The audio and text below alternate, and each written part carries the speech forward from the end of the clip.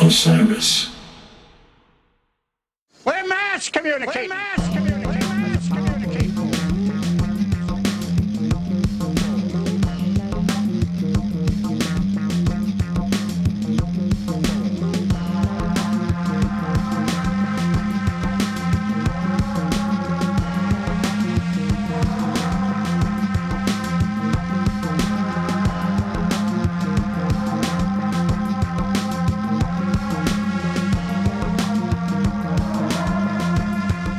Welcome back to Touchdowns All Day. I am your host, Max Dawson, with part 4 of our Revolution in Motion behind the scenes, making of, in-depth, deep dive miniseries. After nearly 3 years of writing, recording, working these songs out on stage, the revolution is finally upon us. This is a huge moment in the history of the Disco Biscuits, huge moment in the history of Touchdowns All Day, and I'm so glad to be able to share it with you guys. 424-666-SIYD, number to call, at Touchdowns All Day, at TDADBaby on X. We want to hear from you. We want to hear your thoughts about the album, about the story, about the Polyfusions, the Freeze, the deal, the Biscuits saving the world, everything. Don't forget, the Disco Biscuits are back out on the road for the third and final leg of the Why We Dance tour. Head over to discobiscuits.com/shows for all the latest tour dates, for all the information about Biscoland, everything going down this summer, and pretty soon, maybe some fall dates. Please make sure to subscribe to the podcast, rate and review us on iTunes, 5 stars. And while you're at it, share an episode with a friend.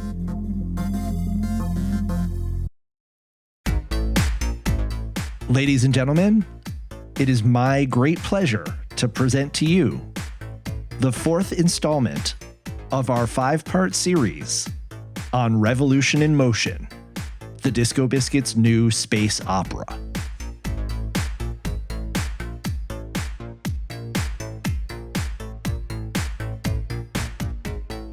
Joining me remotely once again from Philadelphia, John Barber. How you doing? And from his home in Colorado, Joey Friedman. Thanks, Max. Thanks, John. Part 4, here it goes. As we've discussed in prior installments, guys, this is a project that began for you two in 2021. And now, nearly 3 years later, we're mere days away from the album's official release. John, Joey, how does it feel to be this close to the finish line? And does it, in fact, feel like a finish line? Great question. Is this a finish line? Kind of, yeah. It does. I don't know about a finish line, but it feels like the major milestone that you never are able to believe. Like when you think of an idea like this and start following through on it a little bit and kind of throw the idea around, try and get some excitement. Yeah. You don't necessarily think you're going to get to a sold out New York City show with props and videos and just like crazy organization and extra effort and all these awesome things. You don't necessarily think that. I mean, I don't know if the show seems a little bit surreal to me, actually, because of that. And having all the videos go up on the internet and having the songs and all the different chapters on Spotify, that has helped, getting emails from Spotify, like you have never streamed this much in a day in your whole career. Like getting these emails from Spotify feel really good. And it definitely makes it feel very real to me. But the concept of being done with these songs or this idea or playing this set of music, I don't really think of it that way. So yeah, I guess we're done in a sense. I think what we could say is that we're turning a page on this chapter. To quote ourselves, which is always really cool if you can do that, Totally great. It's almost 2 years to the day since we wrote Plan of Attack and One Chance to Save the World and Twisted in the Road. Like John said, when we first thought of it, this seemed almost like a dream. And then once we started writing the songs, it kind of became a reality, but we still had so far to go.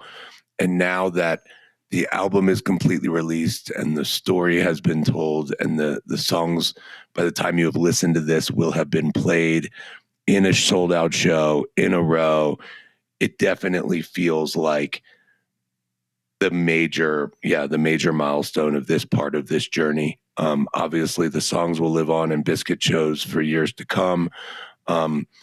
There's still opportunity to expand on what we've done, either in the story or in the concept or in a show environment. But, Friday, the album will release, the songs will have been played in a row, the story will have been told. And it is a pretty amazing sense of accomplishment. And I think that I was probably so naive when we started this thing that, I didn't know what I didn't know, but looking back on it now, it's pretty incredible what we've done. And I know John's proud of it, and I'm very proud of it, and the band is extremely proud of it too. No Biscuit song is ever done over the course of your career, John. The songs that you composed as a college student have continued to evolve and change. And so the fact that the album is coming out, the release party is occurring, doesn't mean that necessarily that you're done with Revolution in Motion, but it is definitely a significant milestone. And I want to give you guys credit for shepherding this project through fruition.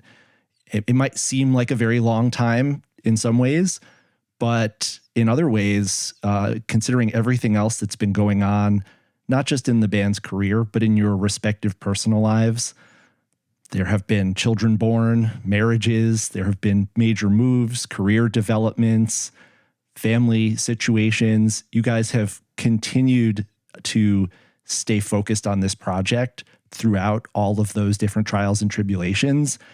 And, making any project come from conception to fruition is a major accomplishment. But considering everything that you guys you were up against, I'm very impressed in the fact that this has gone from that seed of an idea that Joey pitched to John backstage in 2021 to an actual physical thing that you guys can hold in your hands and look at. And so can all of the other people in the Biscuits community. You can hold that double vinyl album in our hands and see the product of all of that hard work.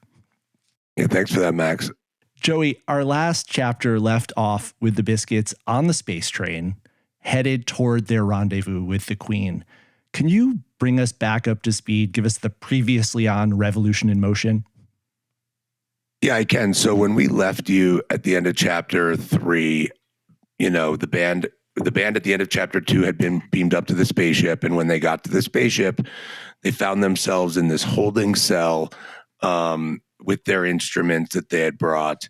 And they essentially demand to see who's in charge of the spaceship. And that's what happened in Who's in Charge. And upon hearing this song, the captain of the spaceship is essentially begawked, by the band. He has his, which Max, I realized we didn't use that term on the last podcast, which was a huge miss. So I had to use it immediately on this one. But the captain gets begawked by what he hears and says, my whole life led me to you. And, I need you all to become part alien and come back to my planet and bring this music to my planet. And in return, I'm going to leave Earth alone. Everybody will be safe. We'll set all the frozen captives free.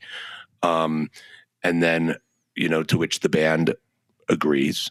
And without reluctantly, perhaps, but they agree. And they take off on this journey back through the wormhole with the crew and the captain on the spaceship, or on the space train, rather. And that's kind of where we leave off. I would say that the end of Space Train sort of has them through the wormhole and kind of coming back into the atmosphere or the orbit of polyfusia, which by the way, I know I've called it polyfusia and polyfusia, and I've decided that it's polyfusia for sure now, and that's what I'm going to call it going forward. So is that a Z or an S? Well, that's another good question. It's been spelled both ways, and then we determined it to be a Z. for the videos, and that's the final spelling, but I still want to pronounce it as if it was an S because I just like polyphusia better than polyphusia. So it's going to be spelled with a Z, but pronounced polyphusia. I know Lily and Rebecca will be happy to receive that clarification because they were asking me. I know they've been asking you guys. So there you have it. I've already forgotten what you said. Well, at the end of the day, it's only an English. It's an English translation of some alien language that we can't speak and that doesn't really exist. So it doesn't really matter. But we're going to spell it with a Z and pronounce it polyphusia, and that's just the way it's going to be going forward. Gotcha. Dig. So, John, as Joey said, you are right now in the context of the story. You're on the space train on your way to the biggest gig of the Biscuits' career. This is bigger than Biscoland, bigger than any Camp Bisco, bigger than Bonnaroo, bigger than Red Rocks. John, we often, in the context of these podcasts, talk about the show from your perspective as a songwriter and storyteller, but it just occurred to me, you're a character in here. What do you imagine it would have felt like if you were the John Gutwillig, John the Barber of Revolution in Motion on your way to this encounter with the Queen? You've just fused your DNA with the polyfusions. You have electricity coursing through your body. Put yourself in that headspace of your character and what you'd be feeling in this moment. So I'm in prison at this point, wondering what's going on, or no, we're going, okay, so we're headed all the way. We've decided to do this. If they were like, hey, just go back to Earth, would we have gone back to Earth? Probably. This is also a chance to save the world from what looks like certain demise by an alien outfit that represents an alien species that is probably far, far advanced to where we are on Earth. So it seems like maybe this is the end of the entire human race, and we have the opportunity to reverse that. We have the opportunity to save the situation. I think that would be exciting. I think I would like that. I'd probably be sweating a lot. And I think I would be not able to sleep and really trying to absorb as much as possible about what's going on. And I think there would be a really healthy dose of fear mixed into everything that would just be like, what are we even doing? Is this a trap? Is this even going to work? There would be a healthy dose of paranoia in there as well. It would be a massive swirl of emotions that would probably go right up to maybe the first notes of One Chance to Save the World. One Chance is the first song, John, that you worked on that would find its way into the rock opera, albeit in a completely different format and with a totally different band. And correct me if I'm wrong, but I believe Cloud Chord mentioned that One Chance was the last song on the album to be completed. This song has a very long history from its genesis through its culmination in the album format. John, Joey, give me a top line about what's happening in this song from a story standpoint. Yeah, well, from a story standpoint, it's pretty easy, right? The band has to play a song for the Queen. They need to write this song, right? So One Chance is probably the most sort of alien sounding music, right? Which was, we were like, what kind of music do aliens want to hear? And so One Chance would have been what the band had decided, this sounds like alien space techno rock, right? So that's the first part of it. And then from a story perspective, it's pretty simple. It's just they're telling her what happened, who they are and what they're about and how they got there, right? We rang in the new year before your son had beamed us up, a long way from Midtown, still love to dance and turn it up, right? I mean, that's right on the nose. Here's what we were doing before your son took us. And the rest of the lyrics are essentially a loose retelling of, the deal that was made. We had a meeting, we had a conversation, he had a premonition to bring us to your station. That's exactly what happened in the deal. And then, there's obviously the third verse, which ends on a joke, but, really likens back to when we wrote the song. And John, we were trying to get in the headspace of what would my band be thinking in this moment. And John was like, my band would just want to know where to get weed.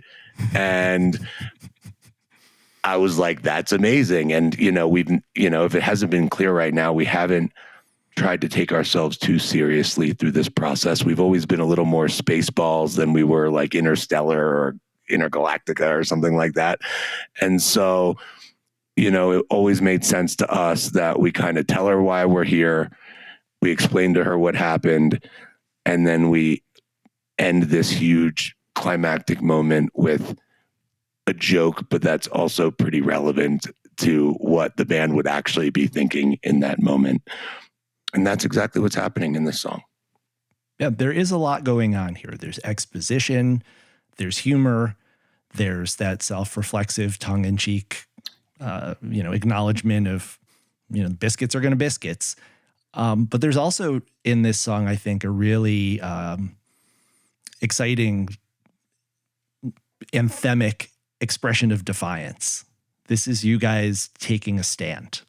And the music, in addition to capturing, what we think maybe the kind of music that aliens would listen to or get down to, there's also this element here of this being like a mission statement of the band kind of saying, this stops here. We are here to save the world.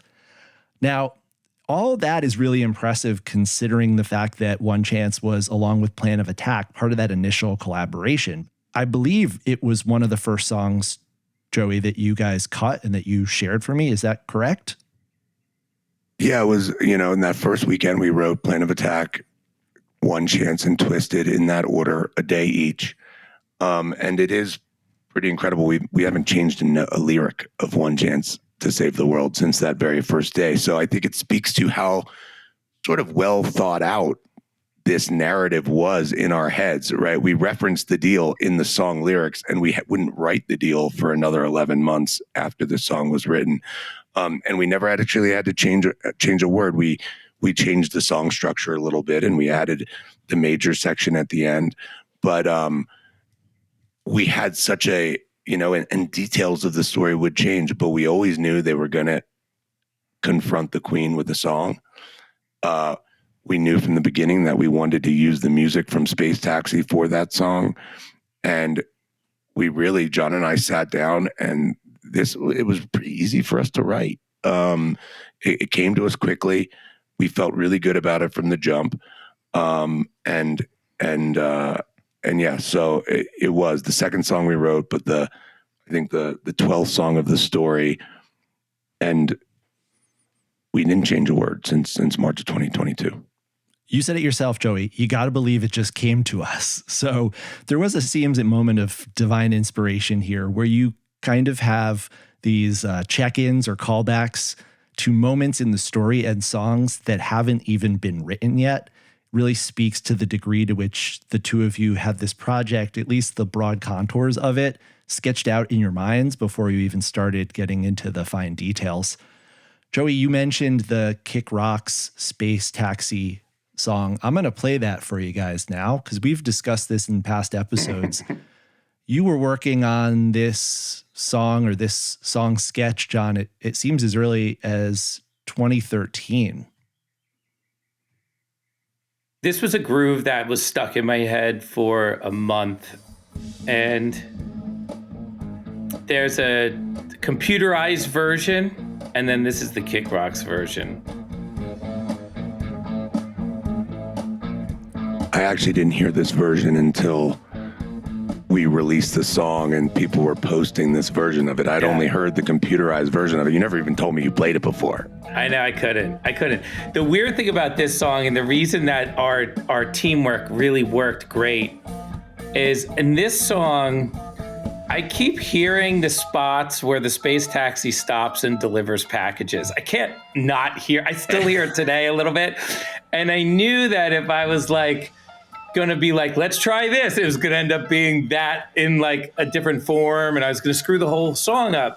So for this song, I had to change roles and play kind of after the fact organizer, and really set up an environment where Joey and Aaron could write quickly and be creative, And they both really hit it out of the park on this session. I mean, the end melody, that was your melody, right, Joey? The bit, right? Yeah, that was when we came back to this song in December, and we were trying to figure out how to finish it. I think one of you had suggested going major, and I just kind of started humming. I started humming that melody, and Aaron heard it and he goes, "Ooh, what was that?" And I hummed it for him, and he started playing it on his new Hydrasynth that Steve had just got sent a gift. He got himself a Hydrasynth, and he got Aaron one too, and it showed up, and we had been playing with it, and so it was fun because that was really the first thing that was written on that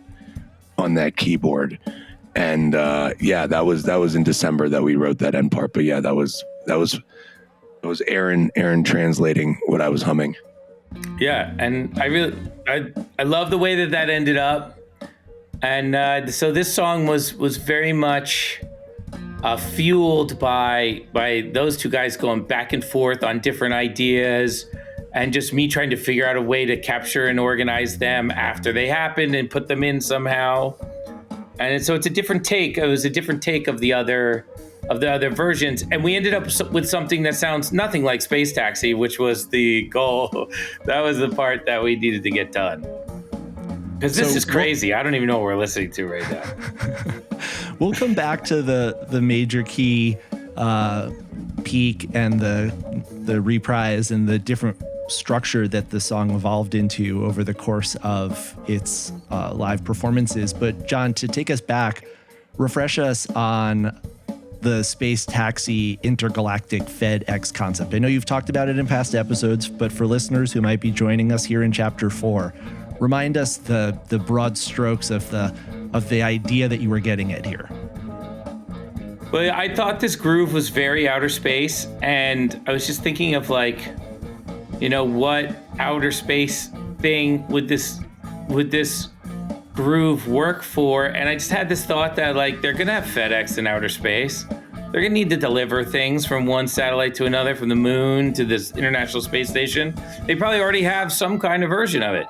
So I just figured, I would make a collage-y type of song, more of a classical music, almost a picturesque piece. I had also written some other pieces. I wrote a song called Woman at Home with Termites, which we played once or twice, which was just an art piece. You never played me that loop.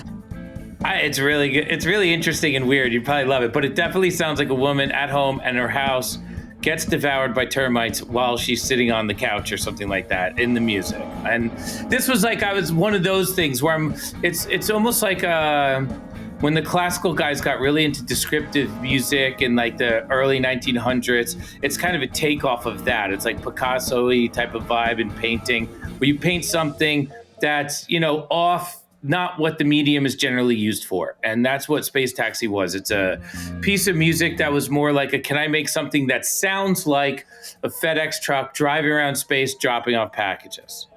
There's no goal to make it a heady jam with a big hook. You know what I mean? All those goals that we hold so dearly were left out of this one.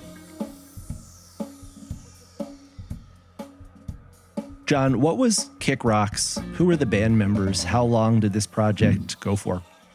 Kick Rocks was, Clay Parnell, myself, Mike Greenfield, rotating keyboard players, and essentially we only ended up doing. I was in New York trying to play shows, and I was trying to make something work, and I wanted to do something different from the Biscuits, and I was writing these songs that generally were just kind of off message for the Biscuits, but I wanted to play them. Space Taxi being one of those songs, and I just put some guys together. But then I realized that New York is the hardest place to put a band together and tour and play shows, because the guys are all in other bands, and because New York is so damn expensive, those guys have to tour all the time to be able to pay rent. So I was the only musician who was lucky enough, thank you fans, to be able to sit at home and write songs like Space Taxi, because the other guys were all out there hustling for rent, like crazy amounts. And maybe I probably should have hustled more, I don't know, but I mean, I was doing my thing. You're hustling now. But I couldn't get a band practice. And to me, it was all about the band practice because these songs are weird. And so Rocket Science was a song that went in with this band. There was another song that I want to put in with the Biscuits. That there was, I was doing a movie soundtrack at the time. There was another song that they used in the movie. I forget that one, what that was called, but I'd like to put that one in with the Biscuits. It's a really cool groove. So there were some real good moments, but getting the band to play all the time was really, really difficult because nobody was all the musicians that live in New York are never there. They're always in Colorado playing shows. So John, you mentioned that some of the material from this period, namely Rocket Science, found its way, albeit for a brief period, into the Biscuits repertoire.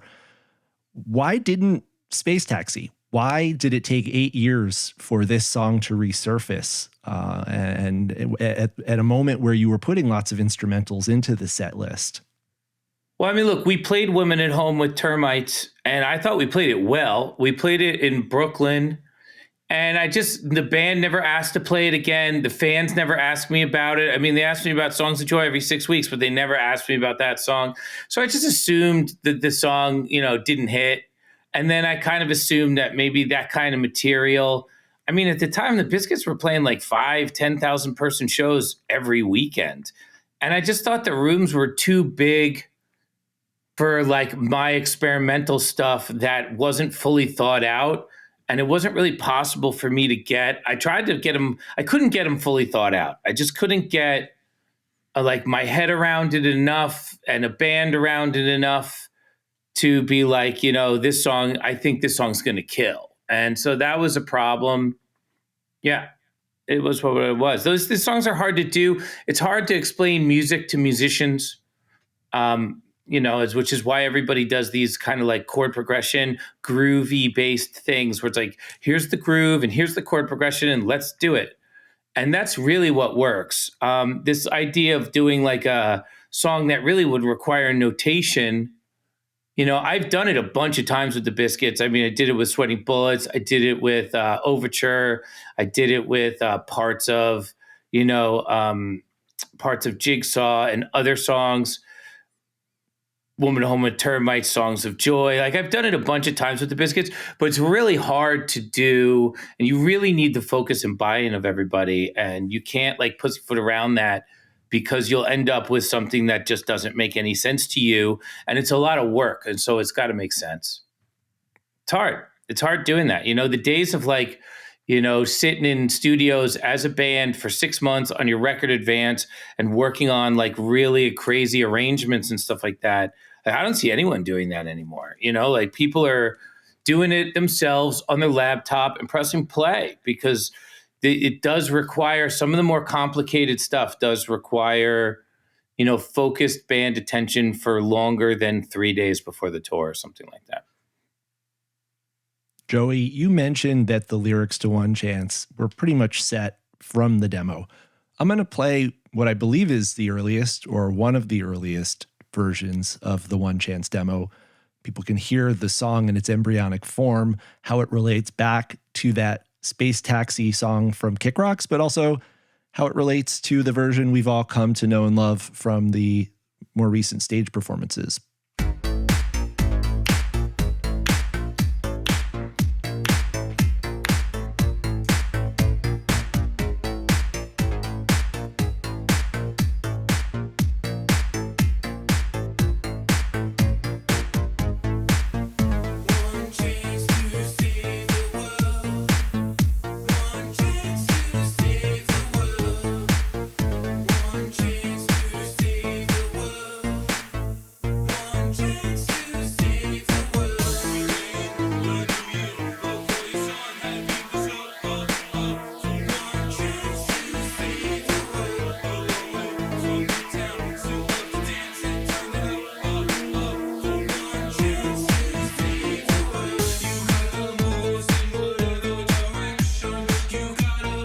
And there's that line, Joey, that I think earlier you mentioned shifted the character of the parent from the king to the queen, moves in any direction.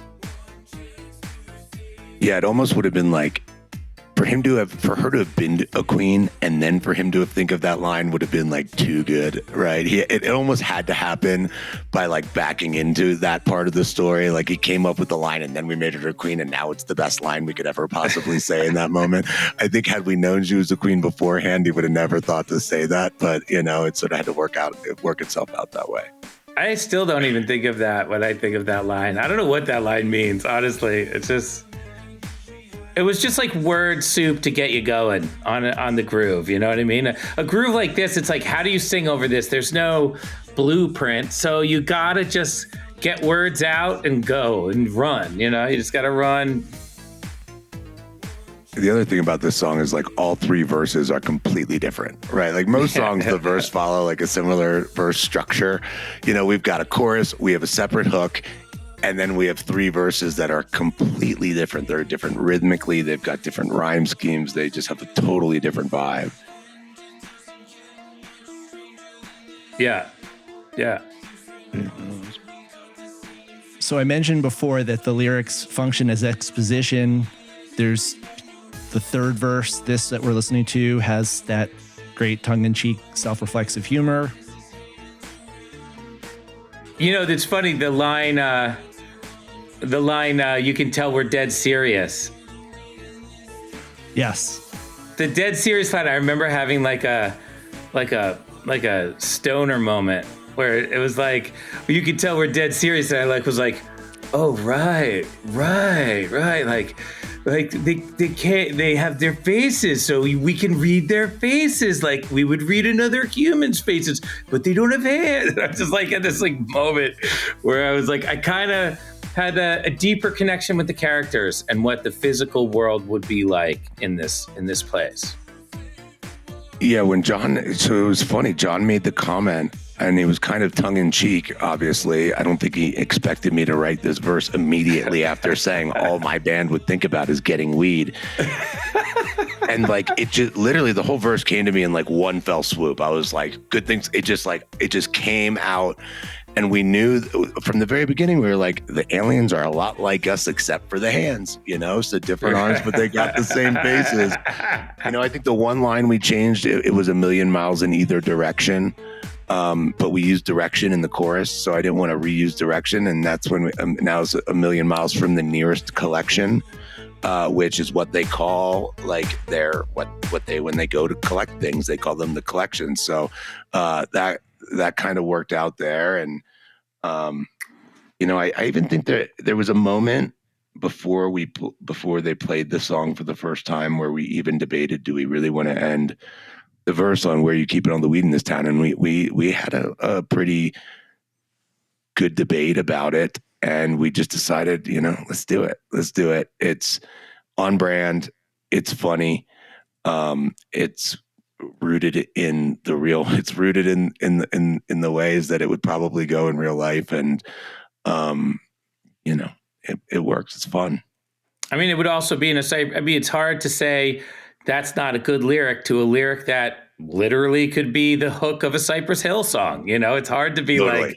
it's hard to be like, well, there's aliens and they don't understand weed and your Cypress Hill lyric is not close enough to the message. Like, you just really can't take that position in the studio. I don't think.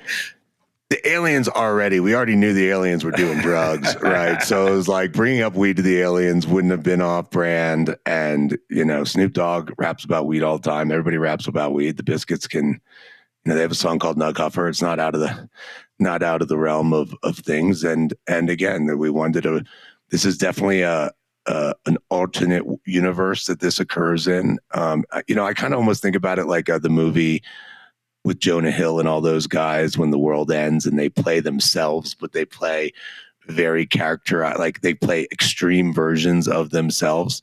And that's kind of exactly what we're doing here. And so I think it's on message, but yeah, this John and I, we the chorus, John pretty much came up with full stop.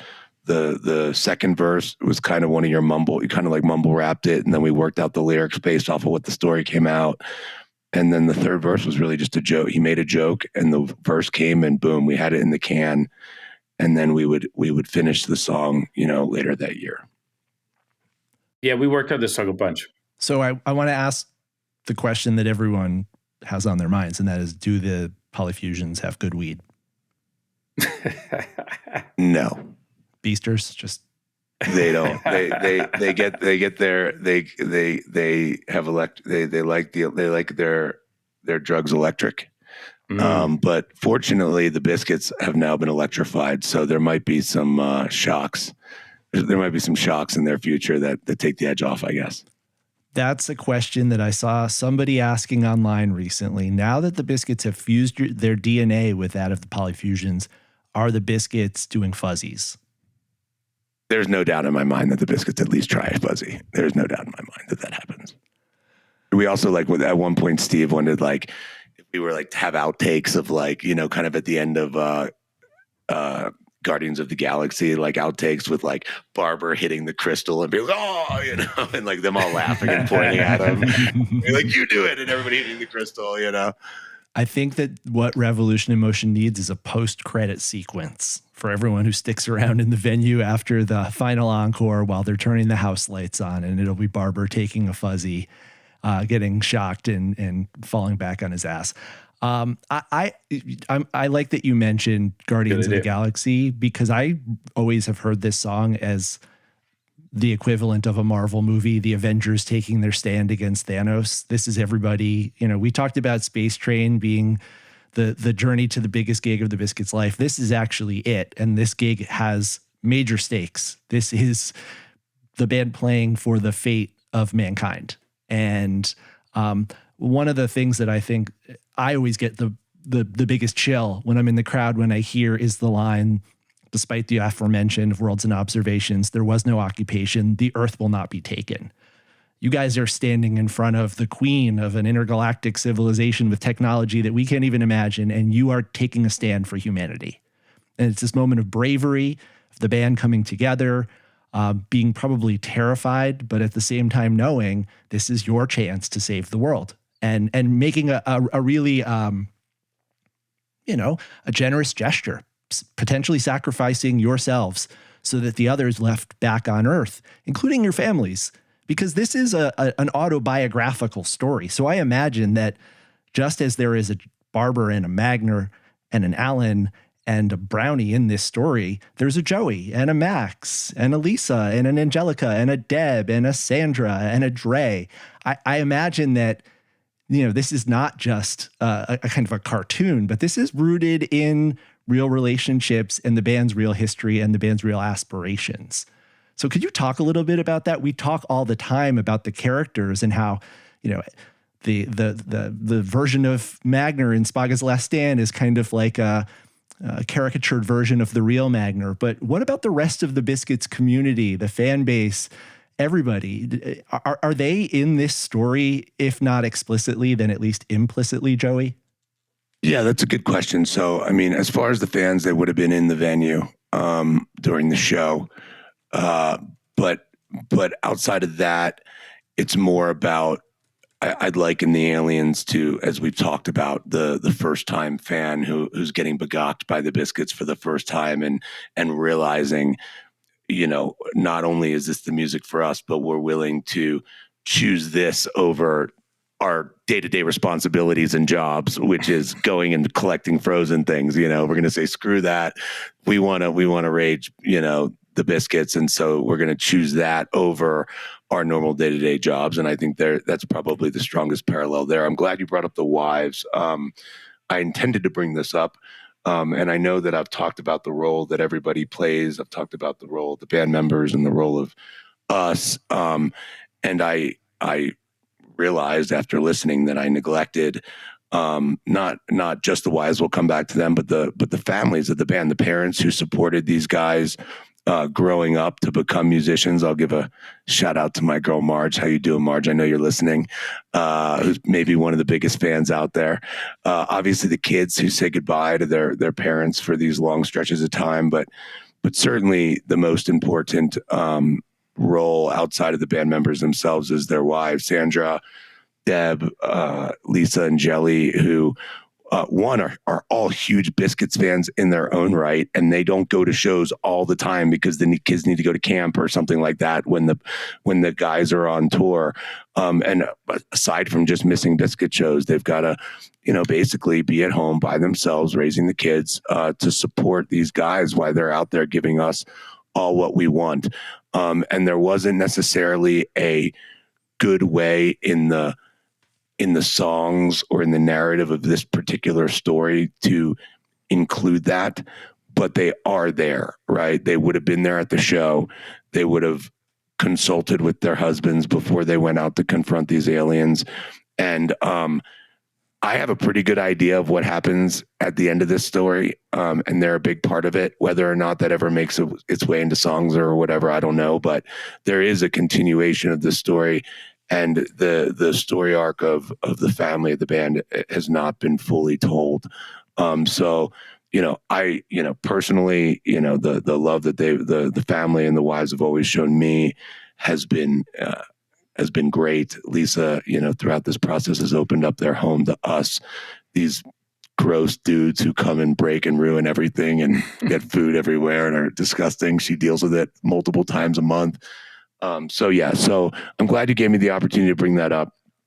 And so, they're inherently there, but maybe not told in the song structure of this narrative, but there will be a time and a place, in this world for them. And, they're at home taking care of their families while the guys go do what they're doing. And which is just what they do every time they go on tour. So at least at first, the band seemed hesitant to put One Chance into heavy rotation. Despite being part of that first crop of songs with Plan of Attack and Twisted, you didn't play it until the City Bisco show. And then after that, it only got 5 plays in 2022 compared to 15 for Twisted in the Road, which debuted the night before. John, what was the holdback? Why wasn't One Chance immediately put into heavy rotation like some of the other early songs? I don't know. That's a great question. I think that the Biscuits have a very large song rotation, and it is very difficult to place a song. Twisted in the Road is the easiest song to place ever. You can put it in the encore, you can put it as the opener, you can put it as the closer, you can put it in the middle of the set, in between tractor beam jams, and it'll be huge. I mean, it's the easiest song to put in the set. One Chance to Save the World, especially before the Tennessee show where we added the end chorus, was a bit of a prickly pear. Where do you put that thing and have it work? It also was hard for the band to play because the song changed in such subtle ways all the time. I was always putting in a chorus, adding a chorus. Joey flipped the verse in the chorus or the pre-chorus in the chorus. And thank God he did. It's much better now.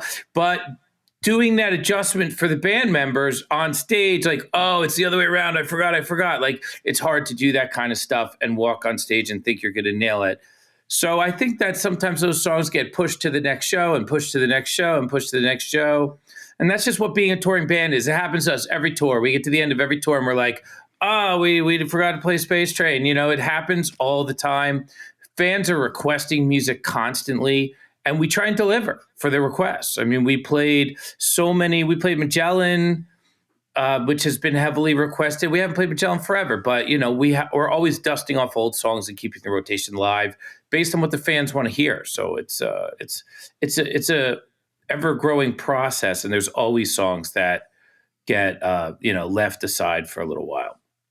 Well, it felt like you cracked the code at that show in the Caverns, March 11th, 2023, the Fifth Element show, where One Chance was the apex of that hour and a half plus of freeform improvisation. And I wanted to talk a little bit about that song structure that changed and how it came to be. Joey, you mentioned earlier that you were struck by some sort of inspiration and hummed that major key section to Magner, and he translated it on the keyboard. I'll pull up the actual album version and we can listen to it. And John, maybe you could talk a little bit about how you and Joey and Aaron and the rest of the band kept working on this song to the point where when it did when you guys did come up with this new section, it almost felt like, okay, now this song can be played on stage.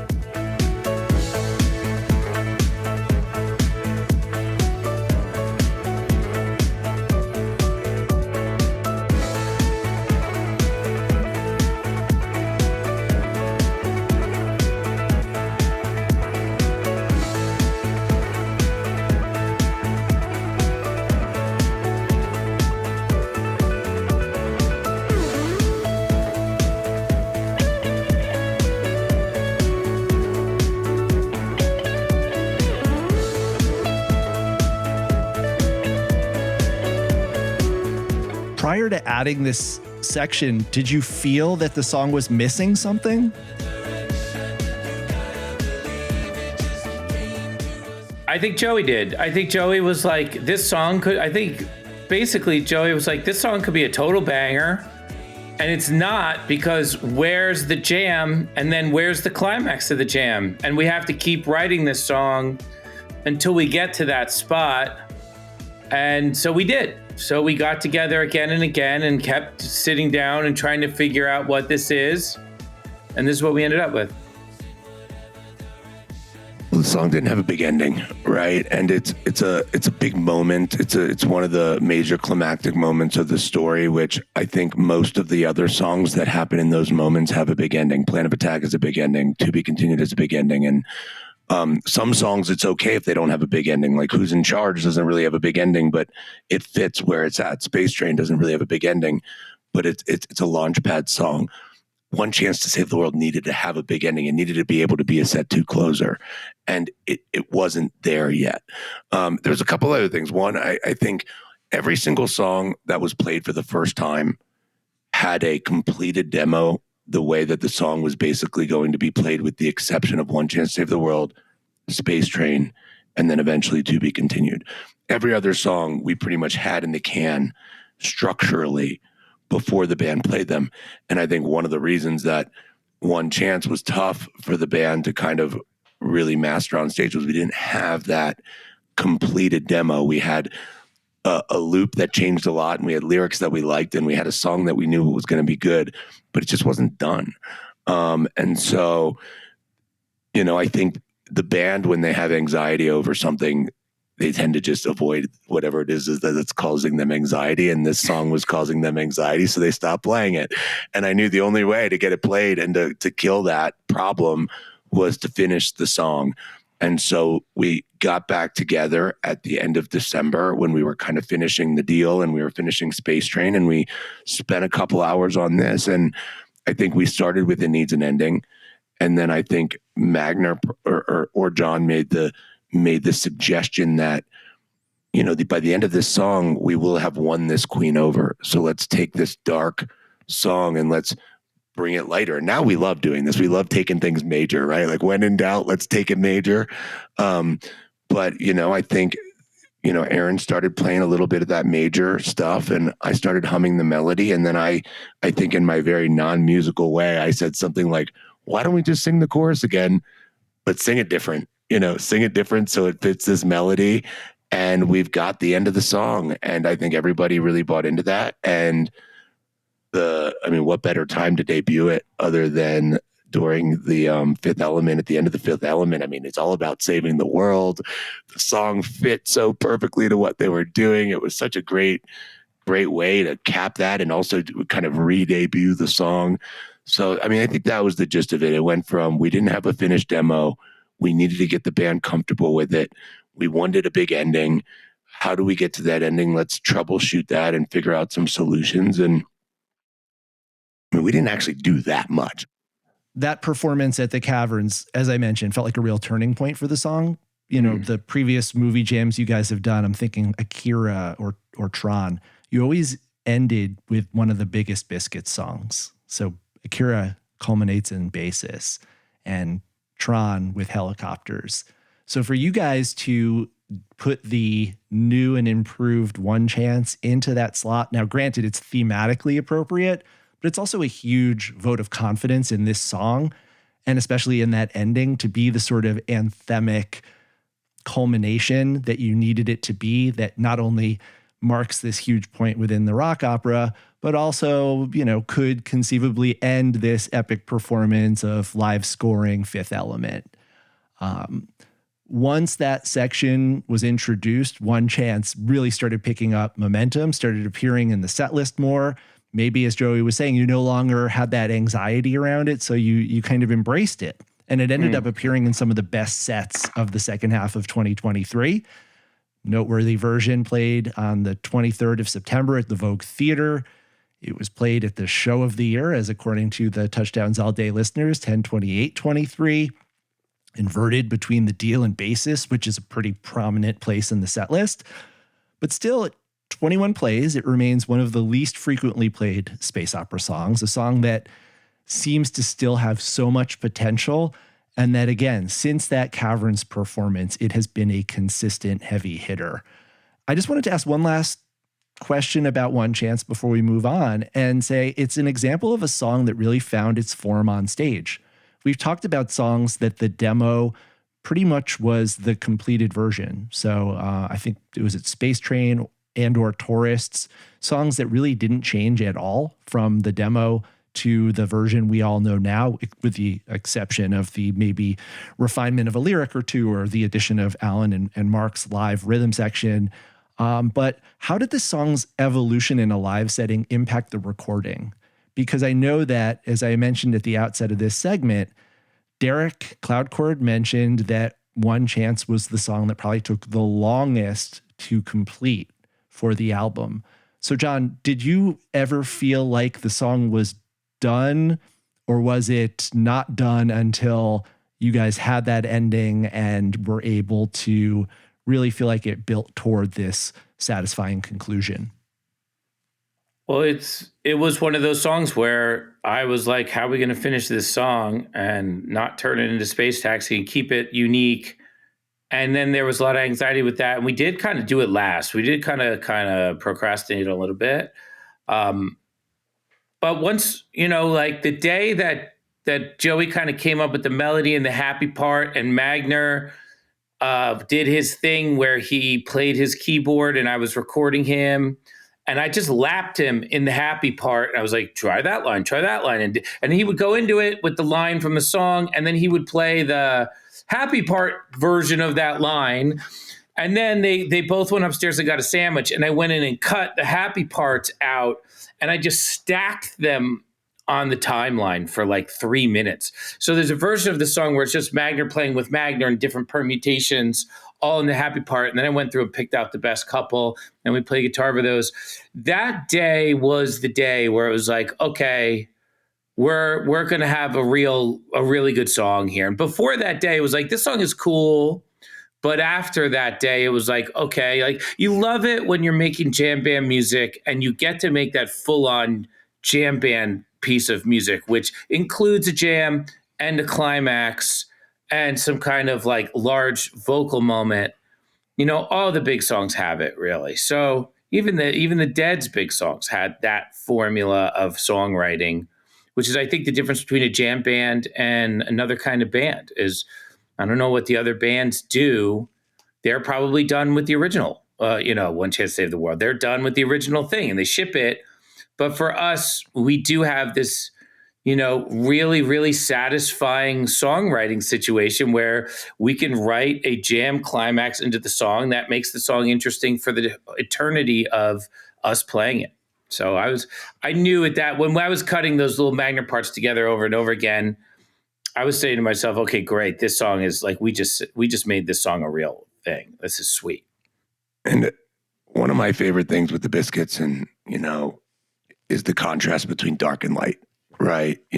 Trying to get, and this song now has this very built-in contrast between the darkness of the song and then this really sort of light ending to the song, which gave us an ending to have it as a set two closer. But if you listen to the last time it was played, which I believe was in Portland, the jam out of One Chance into 42 is maybe, I think, in the jam of the year contention now. And so the way that we kind of go from like this climax, this happy climax, and then bring in the dark riff again has really now opened this up to some really cool outro jamming. And so I think it really it really became a Biscuit song, and it accentuates really what makes the Biscuits great. And I think, we just needed that. It was as cool of a song it was too much one. It was too much one thing. And when we added this section, it became really a completed piece of work that really accentuates all the best things about the Biscuits. It's interesting too, because I listened to that jam, and like that jam, we're going to talk about that jam on the podcast. There are some moments in that jam where I'm like, oh, this needs to be discussed right We here. are writing a song. We are writing a song out of that. You heard it here first, but don't be surprised if you hear a song from that jam from One Chance into 42 on Summer Tour. Yeah. It doesn't exist yet, and we might not do it, but I want to do it really bad. Oh, we're definitely going to do it. We're definitely going to do it. It's too good. Yeah. You heard it here guys. first. A Touchdowns All Day exclusive. Joey, so at the conclusion of One Chance, the Biscuits have effectively made their case to the Queen. What happens next? So they make their case for their queen, and she gets herself begocked too, right? She this is why we dance. She loves it. Everybody loves it. She's very impressed by the music. She's very, I don't know if turned on is the right word. I'm not sure that it's a sexual thing, but she loves their hands just as much as everybody else does, and is just so blown away by this new species who's playing this music that kind of sounds like the music that they listen to, but delivered in a completely different way.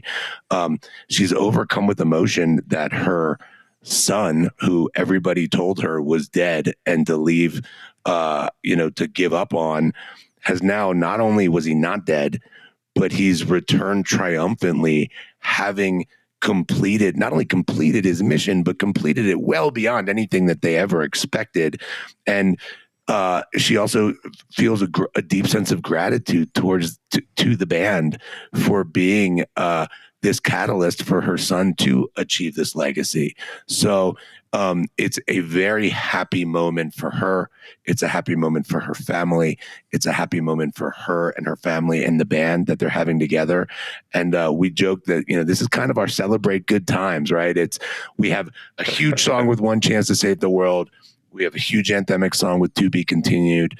And in the middle is this really just sort of like, if you go to a musical, there's always kind of that song at the end that's like an ensemble that has a little bit from every character. And that's really what's happening here, right? The band is singing the chorus, right? They know they just killed it.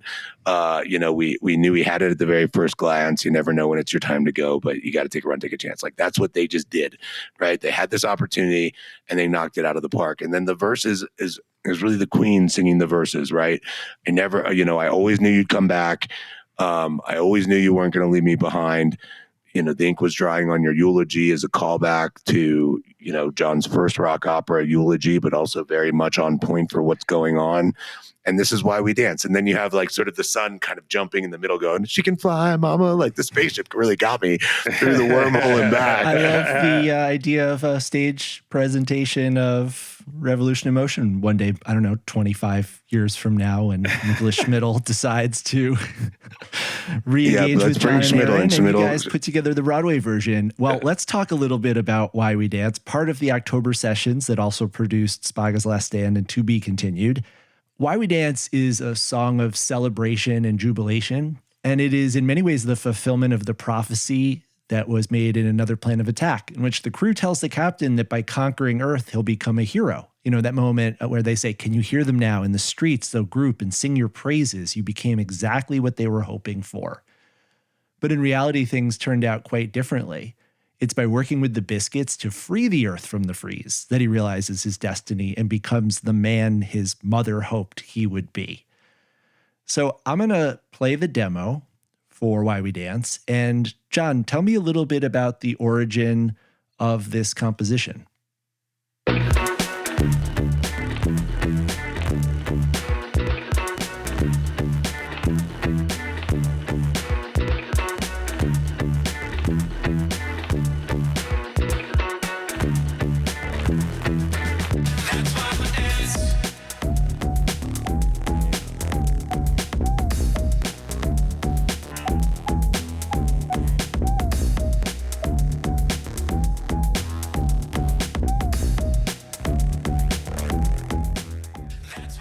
right, so if you count this, 1, 2, 3, 4, 5, 6, 7, 8, right? So standard dance song in 8, but that intro guitar riff was me playing my my hot air balloon acoustic and recording it on my iPhone or on a little dictaphone recorder that I have. And then I made this like swingy, funky bass groove to go around it, but it was in 6. And then the day before, these guys came over to the studio to a nice little little shuffly hat in there. I do love programming drums, I must say. It's one of my favorite things to do. So,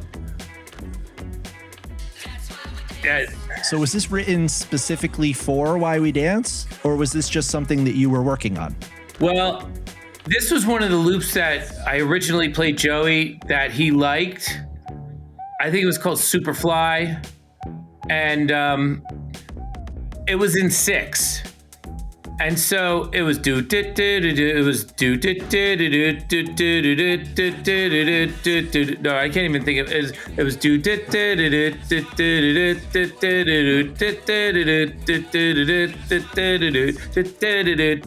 do. It was that.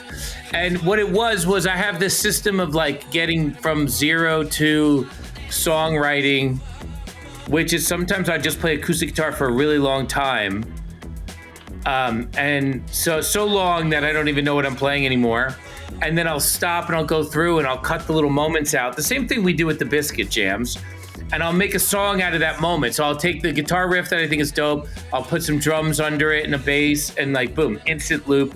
And it gives you something to do. You know what I mean? You don't have to stare at the screen and be like, what am I doing?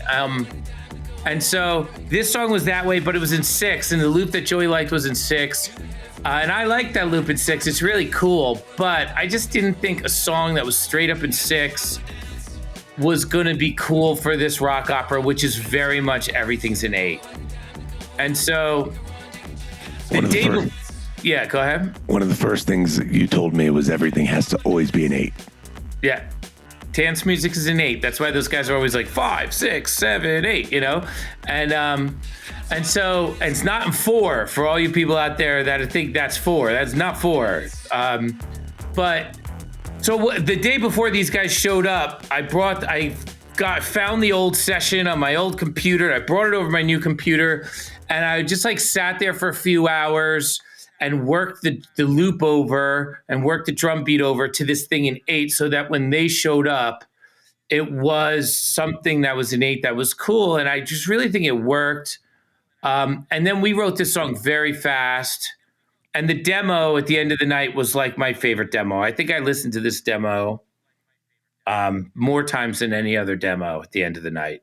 I was so psyched about I just love the ticky-tacky hats and the bass and there's just the groove of it all.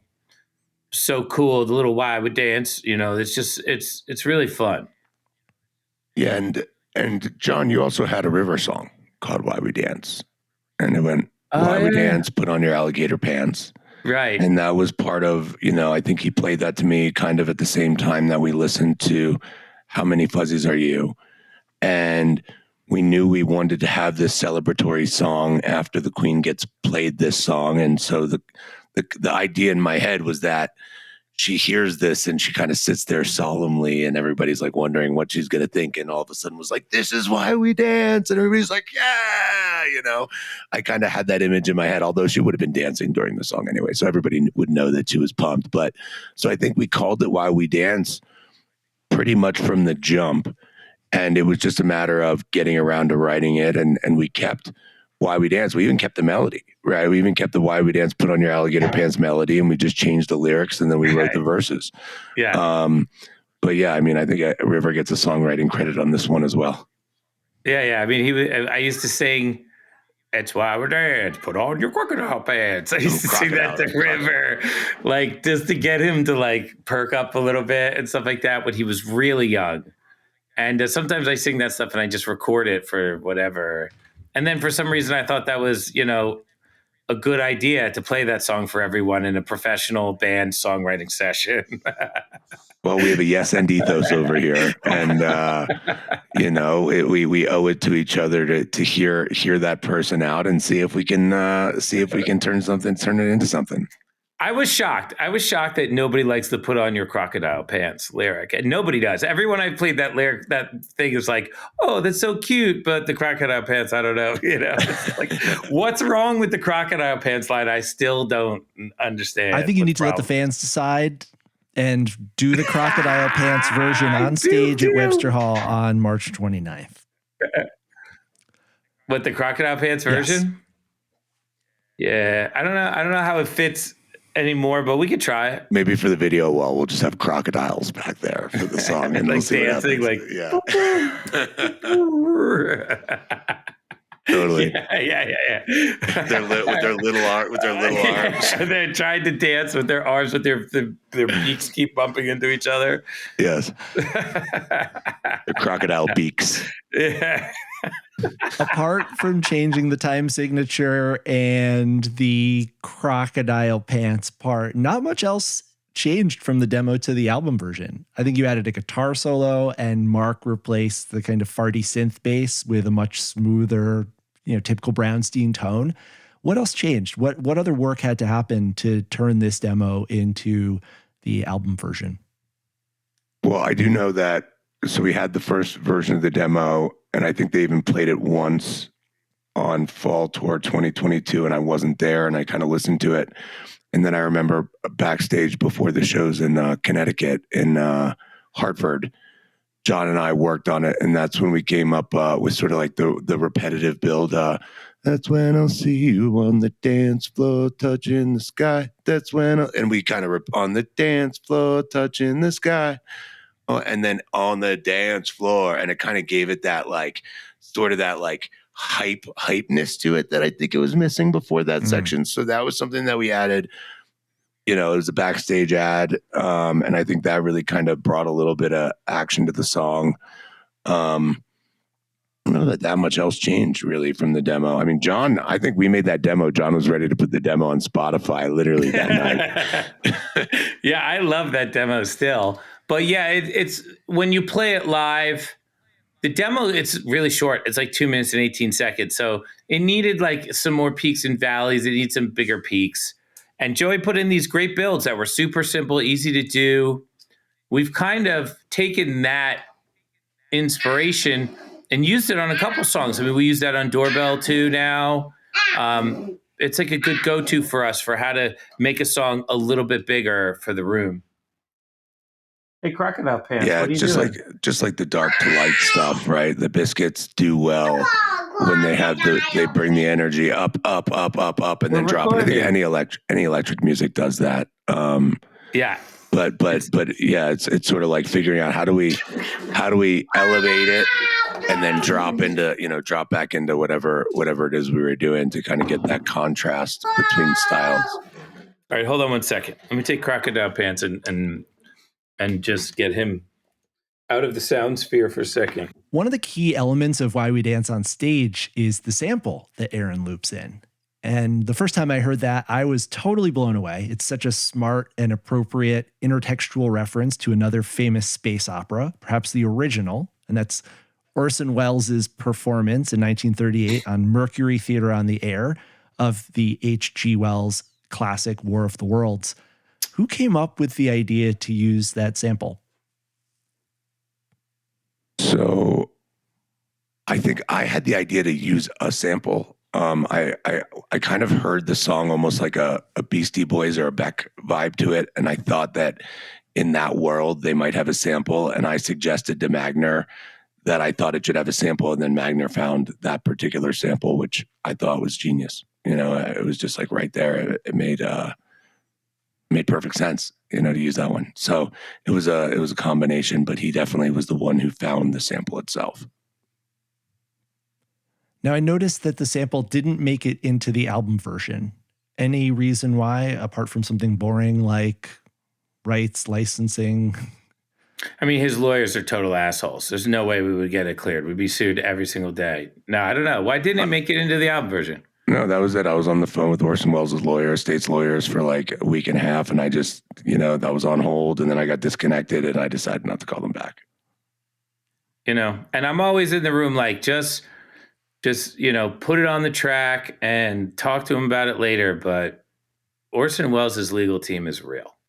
Those guys are, and it's unfortunate because I know he was a huge Biscuits fan. Yeah, I know. It's too bad. The family, though, they don't like the band. Yeah. We'll write a song, Friend Like Orson. Why We Dance has been played 19 times, so it's also one of the less played songs from the opera. And most of those times have been standalone set openers or encores. There have been some noteworthy exceptions, however. A few huge standout versions. First was in Austin on September 15th, 2023, where you split it with Confrontation. And the second was the opener of the appropriately named Why We Dance tour in Crystal Bay on January 27th, 2024. And in both of those versions, what distinguished them is that Mark jumped on the synth bass and you took the song into a tractor beam direction with amazing results. So my question for you guys is, now that we know that Why We Dance can, in the parlance of the song, fly, what's the plan for it in 2024 and beyond? Well, I think I'd like to play the song a little bit more often, as far as just keeping it. To me, the song is all about the groove, and I feel like that groove can be lost. And so that's just a reason to play it a bunch. But I don't know if we have like a plan for it as far as adding music to it or something like that, but it could be a good jam vehicle. It's a good tempo. Yeah. What do you think, Joey? What do you want to do? So I like taking it in that direction. When the Tractor Beam Jam worked really well in Austin, I think that's when we decided to open the tour with it. I thought that taking it really deep and not just playing, a short sort of type 1 standalone to open the tour, but really exploring it would be the way to go. And I think sometimes with some of these sort of like songs that are compositions that don't necessarily smack you in the head as far as being Disco Biscuit songs, like Why We Dance or like Spaga's Last Stand or Kitchen Mitts or some other songs like that, I think it's important to really take the jam in a very sort of four to the floor techno trance type of space, so that it lets these songs sort of exist outside of maybe like the tight box that they're in. Like, when we took Kitchen Mitts in Boston and came right out of it into that sort of four to the floor jam, or the Why We Dance, or even I want to see Spaga's Last Stand with that kind of jam too, because any Biscuits jam can really have sort of that big version of it. And the end of Why We Dance is super triumphant. It's got a great guitar solo in it. So I think it can be that song. I think we just have to, I think it's important that we don't only play it in the encore and we don't only play it as a show closer, and we have inverted Why We Dances and we have it split, because that's really the only way you get to explore those types of things. But whereas you hear Who's in Charge or you hear The Deal and it's just teed up and ready to be hit out of the park as a Biscuit song, Why We Dance isn't sort of that type of song. And so you have to kind of make an effort to take it there.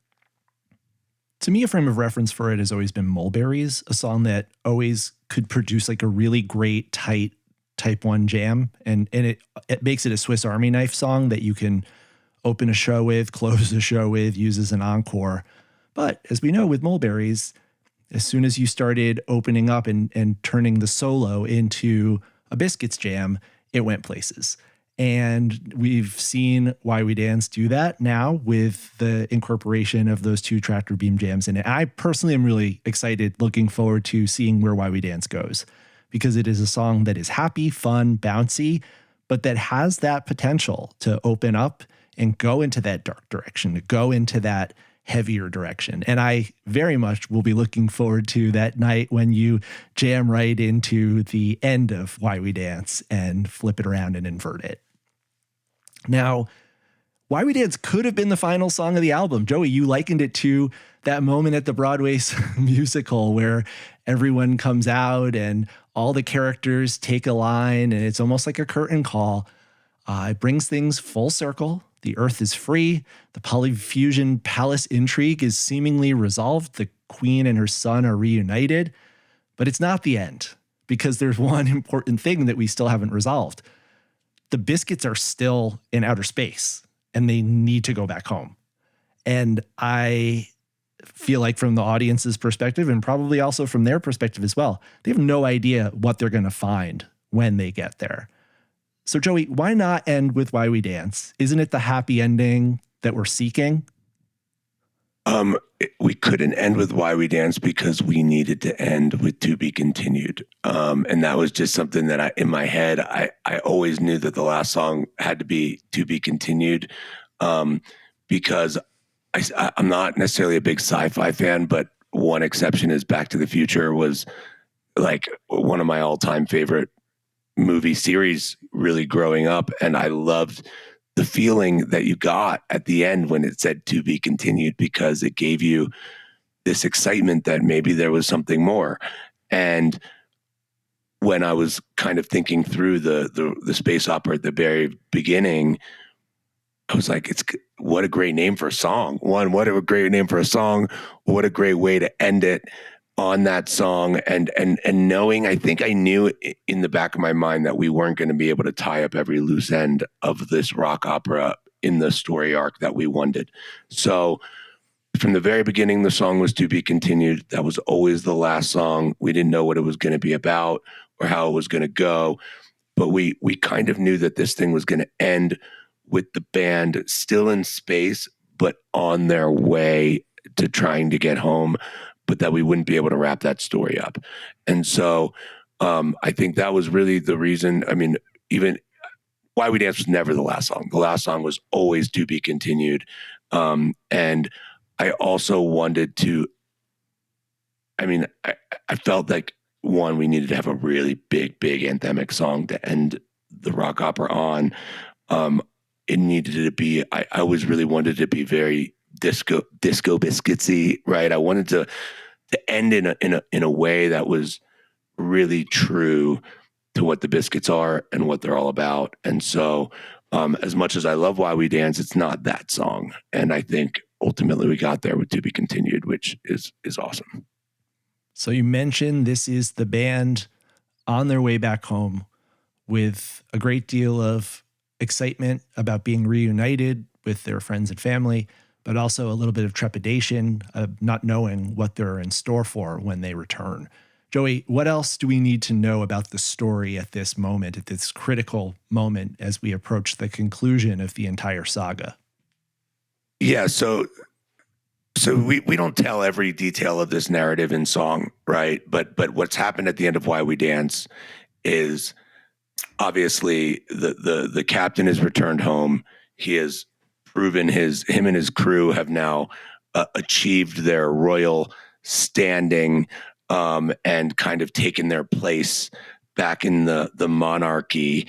And the Biscuits are enjoying a great deal of success on this planet. I mean, they are the Taylor Swifts of this planet. They are worldwide. They are bona fide. People are lining up to see them play, and the Biscuits are enjoying it, right? They're enjoying the amount that this species loves them. They're enjoying playing for these crowds of hundreds of thousands of polyfusions in this huge amphitheaters with electricity flying everywhere. And they've got all sorts. They also have all sorts of new playing skills that their new electronic DNA has given them. So from that regard, things are going really well. There are one group of people that do not like what is happening, and that's the Queen's advisors, right? The Queen's advisors wanted the captain to be out of their lives. They didn't like him. They felt he was entitled. They'd worked all this way to get into her good graces. And when he comes back, they basically have decided that they're going to be written out of the picture. The Biscuits to them are enemies, right? The sun to them are their enemy. And they've immediately begun plotting against the throne, and really planning a revolution. They've got secret, secret underground groups of militia or revolutionaries that they've already started, plans in motion with. So while the story ends on this really high note with Why We Dance, not everybody is happy. And it's really these advisors who now see their future being very limited by the return of the sun, and the Biscuits being sort of that catalyzing force that wrote them out of where the future that they wanted. So that's all kind of happening on this planet. Certainly, I have a pretty good idea of what happens next, even though that's not told in this narrative. But ultimately, the band decides, as much as they're enjoying the success, they miss their families and they want to go home. And the captain ultimately promised them that he would try to get them home. And so they kind of have this moment and they decide that it's time. And so the captain kind of, the band kind of boards this self-driving, the Tesla self-driving space pod that they're going to plug the coordinates into the wormhole and to get them back to Earth. And they're, the captain's like, listen, this is the best technology we got. And I hope this all works out for you, and I hope we see each other again. And the band kind of gets in this thing and they take off from the planet, and they kind of have, again, it's kind of like in Space Train where they have a moment together. The band is sort of having this moment together and they're looking out the window of this spacecraft. They can see the planet, window on the ocean. They can see the planet. They can see the planet rotating from their view slowly. So there's this concept of, window on the ocean, revolution in motion. They actually see this planet rotating, but they also see this planet that was not glowing red when they got there is glowing red. And I think, it's because the planet itself, this planet is very in tune to the species, right? The polyfusions and the polyfusylene crystal and the electricity and the environment, they're kind of in contact, like an avatar. They're very much in tune to each other. So there's this revolution that's being plotted and perhaps even enacted, the second the band leaves might be starting. And the environment of the planet is now glowing red to kind of reflect this chaos that's actually about to happen or has begun happening. And the band's kind of noticing that. Red supernova, also, and this concept of revolution in motion. And then there's also this sort of this moment with the band, like, we don't know what's going to be there when we get back, right? Like, this chapter is over, the new chapter has begun, but we don't know what year it's going to be when we get back. We don't even know if our families are going to be there still. We don't know what's happened to Earth. He said he let these people go, and he said he unfroze Manhattan, but we don't know if he actually did that. And so there's this sort of again, there's this hope, but there's this sort of a great deal of unknown that happens in this song as they sort of make their way out of the orbit of this planet and make their way back home. And so ultimately, all of these things combined, the fact that there's perhaps this revolution that's begun on this planet, there's this whole story arc of what's going to happen next in Polyphusia, but there's this whole story arc with the band and what their adventure might be like getting home and what's going to be there when they get back. That all is kind of rolled into this concept of to be continued, right? It's details that we're not going to get into this particular story, but I think I certainly have a good idea of what happens next, and whether or not that ever becomes a song, I don't know, but we'll have to see. That story will have to be continued too. So let me ask a question real quick. Max, what did you think revolution in motion meant? I had no idea.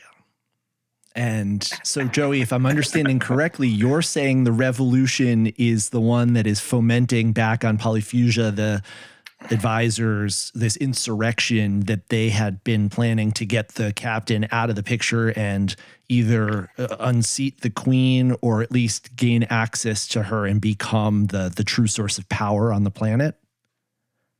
All right. Well, all right. Let's talk about revolution motion. It's really a triple entendre, right? Kind of like cracks in the windshield spider every which way. So when we wrote this song, John came up with the Red Supernova line and melody. And we tried everything we could do not to use it. We wrote probably 300 other verses that ultimately we couldn't write anything better. And so we stuck to that. But the lines window on the ocean, revolution in motion weren't part of it. And so we were crafting those lines, and the first thing was window on the ocean, right? They're looking out the window and they see the ocean of the planet. And John was like, that's pretty good. And I was thinking, like, from space, you can almost see, you're far enough out, you can see the revolution. And so the first meaning was really the physical revolving of the planet, window on the ocean, revolution in motion. And John liked that as far as the lyric. And so that's how the starting point of it was. And this is way before we ever call it. I mean, at this point, all we ever called it was the space opera. We didn't have a name for it. We called it the space opera. And On Earth is the band. Oh, right. We had another name. On Earth is the band is still in all of my folders. It's called On Earth in my Gmail folders and my Drive folders is On Earth is the band. But I also knew that I always knew that there was these advisors who were going to plot at the end. And so the whole idea of all of this stuff happened, right? The aliens go through the wormhole, discover the band, bring back music, and it all incites this revolution. You never know what's going to incite a revolution, right? So it brought on this whole other meaning to me of that this whole storyline really is setting in motion this events of this revolution. And I also, right, the red supernova line, I wanted to make more sense of that line again. So kind of this idea that the planet was glowing red because of this revolution that has been set off, all kind of fit that picture. But then there's the triple part of the triple entendre, which is kind of this whole thing set off a Biscuits revolution, right? Mm-hmm. This idea in the trailer, we didn't know it at the time, but set this revolution within the band and the fan base that has now led to, of course, the culmination of the 14 songs of the space opera on Friday, but also the other great songs we've written and new management and, a real just, all the band members taking everything so seriously and all the fans being reinvigorated. We've really, anybody that saw a show in 2022, 23 or 24 has been part of this Biscuits revolution. And certainly anybody that's joining our family and becoming part of the Biscuits family has come because of this revolution. And so it is literally the band looking at the planet spinning and growing red. It is literally this revolution that has been kicked off by this whole series of events that even from the band and the alien, for the captain, everything's happy juice, but it's not all happy juice, right? Wilson ends up becoming a bad guy at the end of Game Ends, right? It's like every what do they say? Every action has a reaction or whatever the phrase is, that you don't always know the consequences of these things that are going to happen. And then, the Biscuits revolution that's happening in real life. So, and I still thought of all that without knowing that the album was going to be called that. But it really became, I just started picking through all the lyrics of all the songs to find a good band name. And eventually I was like, oh, this works, And I like that in the sense that revolution in motion is then paired with revolution is locomotion. And I've interpreted that line to mean revolution is moving forward, it's change, it's evolution. And that I felt like was very appropriate for that sort of reflexive aspect of the rock opera, space opera, not only being about the events in this story, but being this self-mythologization of the Disco Biscuits having their own transformative experience of fusing themselves with new technology through Tractor Beam and Ableton, of learning new skills, evolving as musicians, of finding their audience and having to go really far away from home, in this case, I guess the West Coast, in order to achieve that musical destiny that's always been in them.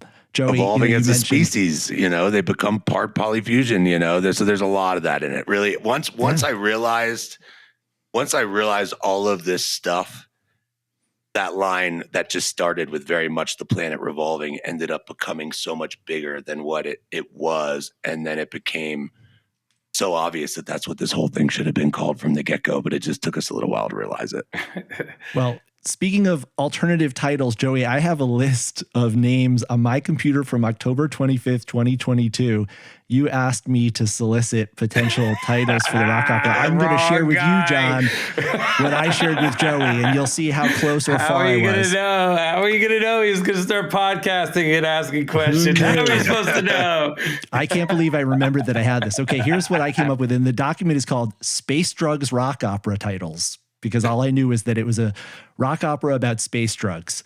So here's what I came up with. The Collection Chronicles, Casualties of Collection, The Earth Will Not Be Taken, The Disco Biscuits Save the World, or The Disco Biscuits Save the Galaxy, Tripping Through Wormholes, or The War of the Wormhole.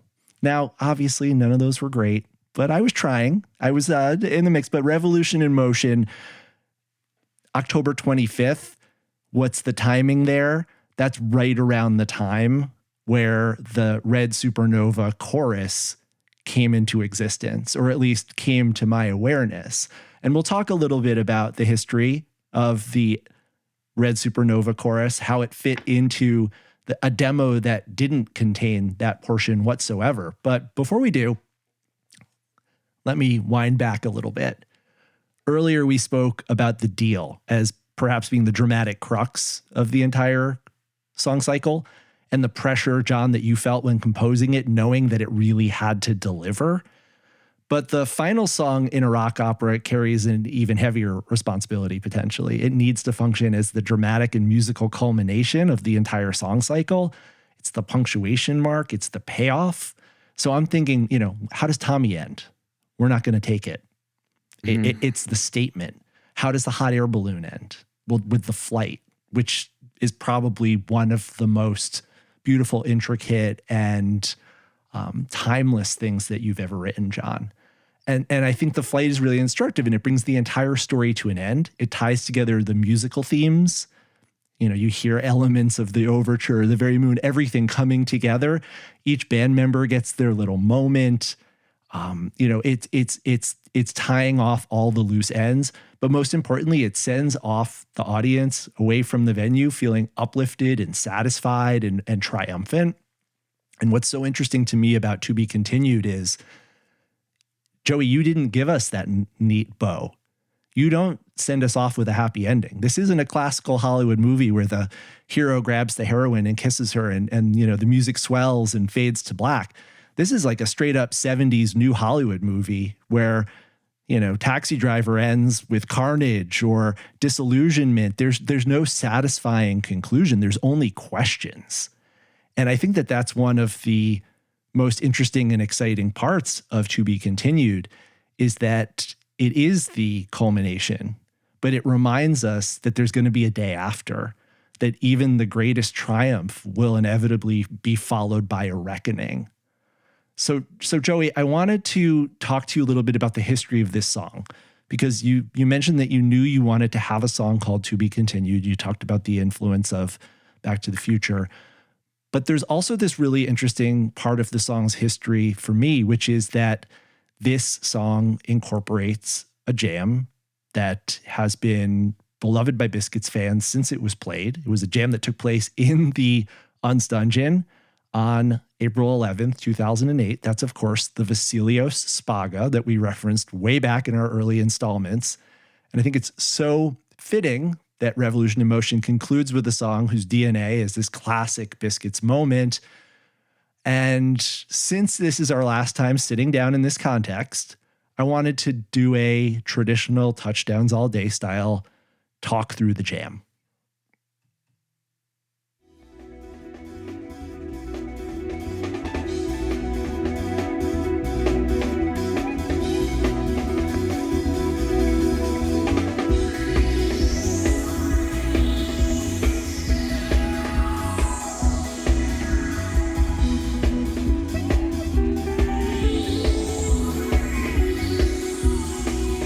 Joey, was this on your short list? How did you arrive at the idea to use this jam?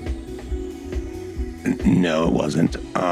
So, I mean, as big of a Biscuits fan as I am, and as many shows as I've seen, and as many sound checks I've sat through, and set lists I've written and everything, I do not have an encyclopedia memory. I don't have like a good memory for dates or names or facts. And outside of a couple of my favorite versions of songs, jams don't usually stay on my radar over time. And I was at this show. I'm sure I've listened to this show. But it was not on my radar at all. In fact, none of the songs that we made from jams were on my radar. And we've gotten different ways that we've come about getting those jams. And this was a situation where, and I got to give credit to where credit's due. There's a very, very vocal fan of the rock opera, and everybody knows him. His name is Harrison Waxenberg.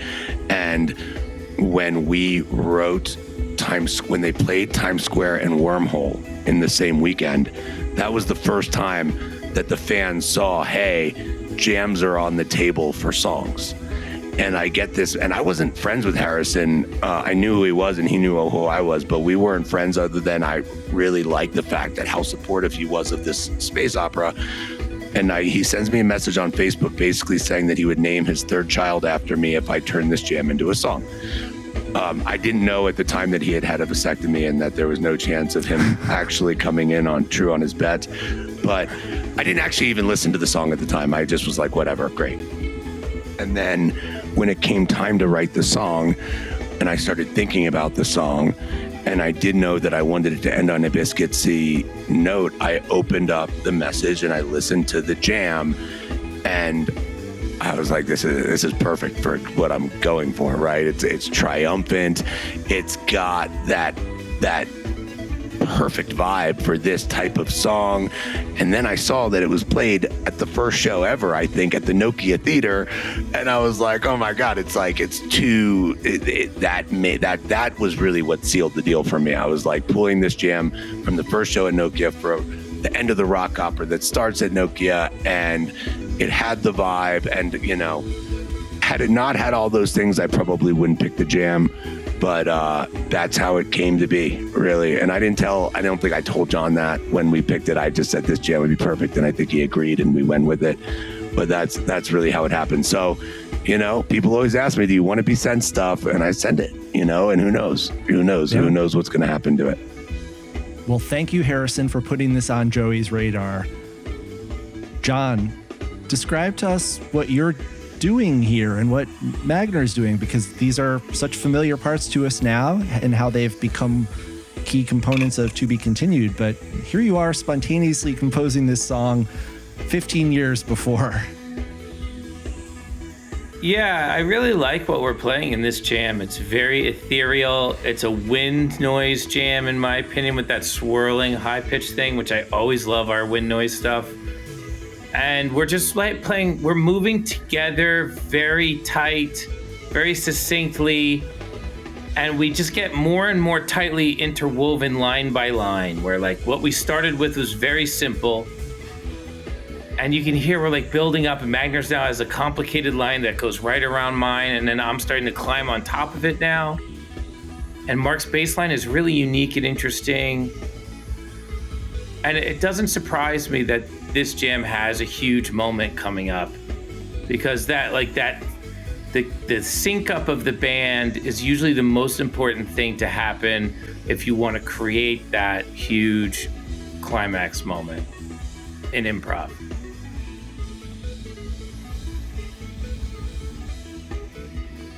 And I really like what Magner's doing right here. Yeah, and we kind of used this line in the song. There's a keyboard line in there that we didn't use this line, but we the gist is in there. It shifts here as it starts heading toward the Spaga. But yes, it is fairly... I mean, obviously you aren't dealing with the multi-tracks where you can isolate and have the same level of control that you now can have in creating a song like Fire Will Exchange. But so much of the if not the actual composition, then the spirit and the sound and the timbre is present in To Be Continued. John, would this have been something that you would have had to have recreate with the techno orchestra for the demo, or how did you translate the jam into the song?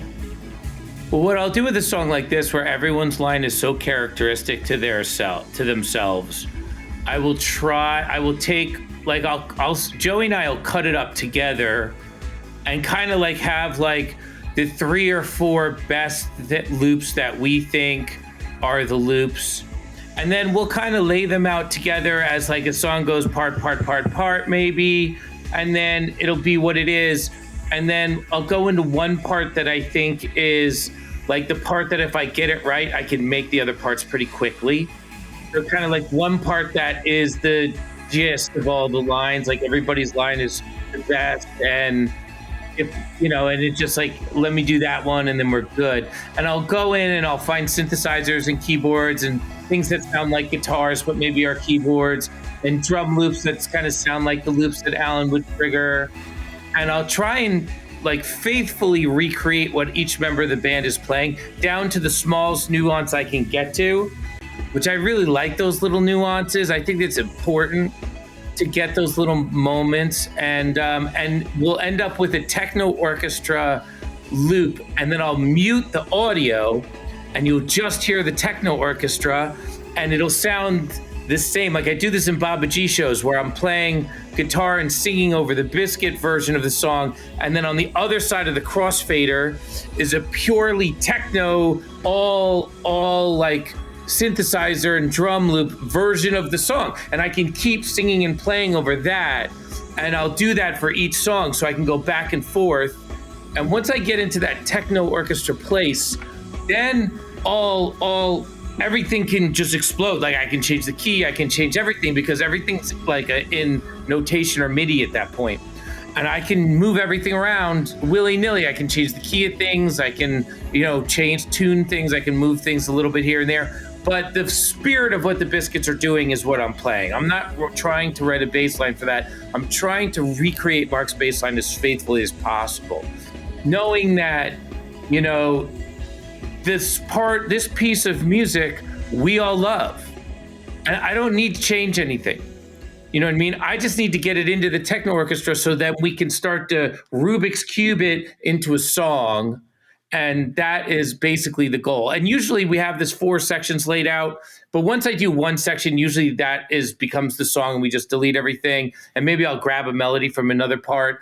I know in No Recollection, we did this out of a Biscuit jam, and that we had like 8 different sections of the jam, but I ended up just making one, and then I remade the other 8 after the fact just by listening to them and just like kind of making them. And those are all the different parts of No Recollection. So this will actually be the first time that anybody hears that No Recollection started with a jam, because you can't tell. You actually can't tell, because it ended up so far away from where it was. Yeah. So Max, maybe we can have a touchdowns all day contest where we have the fans guess what jam No Recollection came from. I think there's probably a couple people that I've told, so those people can't guess. But I mean, I just told everybody. So you didn't say what jam. You just said a jam. Which jam? Well, guys, you heard Joey. Little contest. We don't know what the prize is, but why don't you, if you have a sense of what that sample or source for No Recollection would have been, reach out to us on the socials, or you could even call us on the voicemail 424-666-SIYD, and we'll come up with a prize. Joey, do you want to give any hints, a year or an era? Yeah, I'll give a hint. It is from 2023. Okay. And it's not so much the jam itself is not a type 2 jam, but the theme of what is being done really resonated with me. And so we took that theme as our starting point. And then once the techno orchestra got a hold of it, and I think when you know it, you can kind of hear it in there, but it's ended up far enough away from it that nobody would know unless they were told. Can I tell you the funniest thing about No Recollection? Not to get too far. Should I save it for a podcast? There's something Super We funny. do need a no recollection episode, but if you have a good story, I'll save it for the gonna tell podcast. you. Let's get back to be continued. So I have no idea what you're going to say. So That's great. Yeah. Oh, wait. So to be continued. Yes, to be that, continued. That section, we made a whole song off of just that section, and we couldn't think of any lyrics or music for that. For da, da, da, da. Like, what do you say then? We're the coolest people in the world. Like, how do you write a melody over that? It's so at one point we had this chorus where it was like, and this story will be continued. Remember that? When it was like, we literally had like a chorus that like, and this story will be continued. I had to be continued. Yeah, it was so bad. I mean, that's part of the process is going over 6. You know what I mean? Because then you get serious. And I think I went upstairs and just like ate a sandwich in the kitchen by myself. You know what I mean? I just sat We there. do eat. I know John says this a lot that when somebody went up in there, but we eat a lot of sandwiches when we make those songs. Yeah, because at the beginning of the day one of the session, we'll go to the coffee shop and we'll buy like 17 sandwiches and they'll all be in the fridge. And so I went upstairs and I think I stood in the kitchen and was just like, it just ate the sandwich real slow. And I suddenly hear some like keyboards going on downstairs. And I just hear Magner like cooking something up that's totally weird and different. And so I finished my sandwich. I think I just chilled. And I went down like an hour to 2 hours later, maybe an hour later. And Aaron had changed the key, slowed it down, put it in some other vibe, took the drums out, added an intro. He did all this crazy stuff that was all out of left field. And it was all the turn another page. It was all the music for the turn another page part. And that like beautiful sweeping intro with the do do do do do do do with that melody. And he just cooked that up like nobody's business. He just smoked it right up. So and then we started working on that. We went to vocals for that, and then it really came together quick after that. Yeah, well, let's have a listen to that early version. Yeah. At one point, this was "Say what you wanna say." Yeah. I won't think Fly about what you gonna fly. I've been waiting. I've been waiting for. I mean, look, that's if Rufus Day Soul played that song, it'd be huge, dude. I know. I'll be waiting for you. We still have that in the parking lot. We still have those lyrics in the parking lot somewhere. We should make in the that. dustbin. Yeah. So what happened here? We worked on this song over a couple days and still didn't even finish it, and it really got finished on the road. But John, as John said, we worked on the sort of the Vasilio Spaga jam for most of the day, and we were not having too much success writing over it. And Magner kind of did what John just said, explained towards the end of the day. And this was one of the situations where, at least for the verse, I kind of, after everybody went to bed, I just laid in bed and I was listening to it over and over again. And I think that's when I kind of came up with again, we had some placeholder lyrics, and that's when turn another page in this chapter, that kind of sentiment came to me. And then that was one of the, I wake up and I'm just like, John doesn't want to talk about music quite yet. I'm like, John, you got to listen to this thing I wrote. You got to listen to this thing I wrote. And then I think later that day he came up with the Red Supernovas, and then we started to really kind of have a song coming together. So this version is only the opening verse and then about 4 minutes of this loop. Was that Magner singing, or was that you, John? That was Magner. Mm-hmm. Interesting. And now is the loop your attempt at recreating in the techno orchestra the 411 jam, or did this precede your attempt to work with the jam? This is after. Yeah. So actually, I don't think we weren't completely committed to that jam. At least, I mean, I was kind of committed to it. John and Aaron weren't completely committed to it. And so Aaron basically wrote a separate song, which is this part. And then we kind of, And honestly, at the end of the first day, this demo doesn't even have the to be continued part of it. And then I think we kind of came back together, or I'm sorry, the Vasilia Spaga part of it. And then we kind of came back together and we were like, we can do both. We can just make, you know, the Vasilia Spaga, the hype jam, and we can use this for the lyrical sections. But yeah, at this point, we hadn't kind of put it all together. So we kind of had two songs that we were working on separately, and then we put them together. Yeah, we actually maintained two different Ableton projects at two different tempos. I maintained the changes from one to the other for 2 days because we didn't know which one we wanted. And I didn't want to like do all this work on one, like say like making a kick drum better or something like that, without also doing it to the other one in case we decided to go with the other one. So I was going back and forth between the two files, like making sure they're kind of updated a little bit. Because this song, if you notice, we haven't gone to the E section here. So there was a long period of time where this song is a little slower and there's no E section in it. And we kind of, Magner kind of started from scratch. So I had to either take this and sew it into the E version that we had, or stick with this without the E version. So I was like kind of sewing it in as we were going. Yeah, and then Joey just like did his speech on the stump where he was like, we need the E section and you guys gotta get over not wanting to stay in C sharp. This is better. And we were like, all right, fine. There you go, Harrison. I fought for this. He did. Yeah, on Harrison's behalf, I think even it was like Harrison wants us to do this too. I definitely didn't say that. No, sorry, Harrison. I didn't do that for Harrison. No, I did it for me. At that point, I was sold on it. I'd fallen in love with the idea of it. And I mean, all the lyrics were written over this song. The Red Supernovas were written over this song. The Turn Other Page was written over this song. And then we figured out how to bring in the E section, and then, you know, but it didn't have an end, right? This demo, I don't even know if we never had a demo of the whole song put together. And at the end of this writing session, we had a moment around the piano where John, Aaron, and I came up with the end of the song, where we basically just freestyled the Red Supernovas. Aaron was on the piano.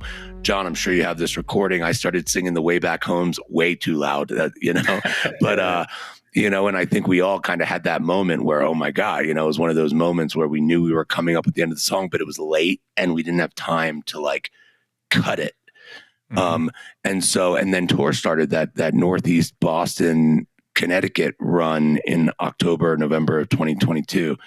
And so, you know, I remember Max, I think we drove that tour together and I played you this version and I was like, there's a different song here that you're not hearing that I know is going to be huge. And then, you know, I think me and John may have had like a hotel room session where we worked on it a little bit. And then backstage in Connecticut, there was a piano and the three of us kind of actually did like the first live version of that part of the song in front of everybody that was kind of standing backstage at the time. And then it was just on John's mind. I mean, everywhere he was going, he was singing Red Supernova, and you came out on stage in Boston and basically just started playing it without telling the band you were going to play it, and kind of played almost like a reprise version of that, but still had no demo, and got to and the cool thing was like the band was almost working this out together without having a demo of it. So where One Chance and Space Train really needed the demo to get where it needed to go, this song got where it needed to go, culminating in that 1122 version in Atlanta without ever having that demo. The band just figured it out. They figured it out on the road and then delivered arguably, you know, one of the best versions of the song that's been played in that first Atlanta version, which was just so great. So it was a cool process to watch play out, being that it was the last song. It was a Disco Biscuits jam, the band working it out together on the road without sort of having that template, and then delivering such a great debut in Atlanta was a fun process to be a part of and to watch and everything. Joey, that run in November 22 for me was so much about to be continued. You drove me to Hartford from New York and you played me the demo.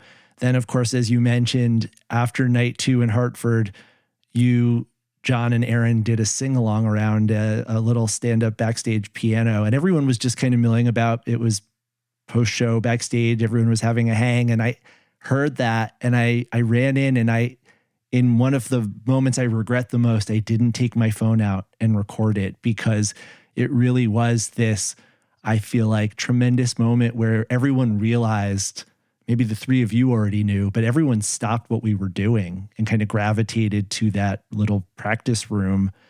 And we were a little awestruck. We knew that there was something special happening. The next day. What chord were we singing? What chord were we singing? Red Supernova? Red Supernova. We were just looping Red Supernova, and Magner was doing the changes, and we were doing the way back home. Somebody show us the way. Oh, we were singing the ending. We're just singing the ending, because that was the part that really wasn't on tape yet. And the only, like, we just kept, every now and then we would get together and sing it to keep it fresh until you guys ended up playing. But in Boston, we sang the Red Supernova from the beginning, like 100 times in a row during the sound check, you didn't do the ending on stage in Boston. Interesting. This is what you did in Boston, came out to the second set. And on the drive up to Boston from Hartford, the two of you in the front seat were working on this and singing it and workshopping. And I remember sitting in the back seat. It was the first time seeing you guys collaborate in real time. It was very interesting to see the way that the ideas bounced back and forth. Oh, what about this? No, change this. And John, you'd sing, and Joey, no, I hear this. And then, of course, later on that night, it was just one of those moments. The song wasn't ready. It wasn't done. I imagine Mark and Alan are once again saying, what the hell is going on? But it had to come out. It was so present through that entire weekend that you found a way to get it out. Yeah, what's cool is you're actually playing the end melody on the guitar here. You know, you're playing that ending melody that you play now. No, I don't play this melody. I play. No, but the last notes of the song. Yeah.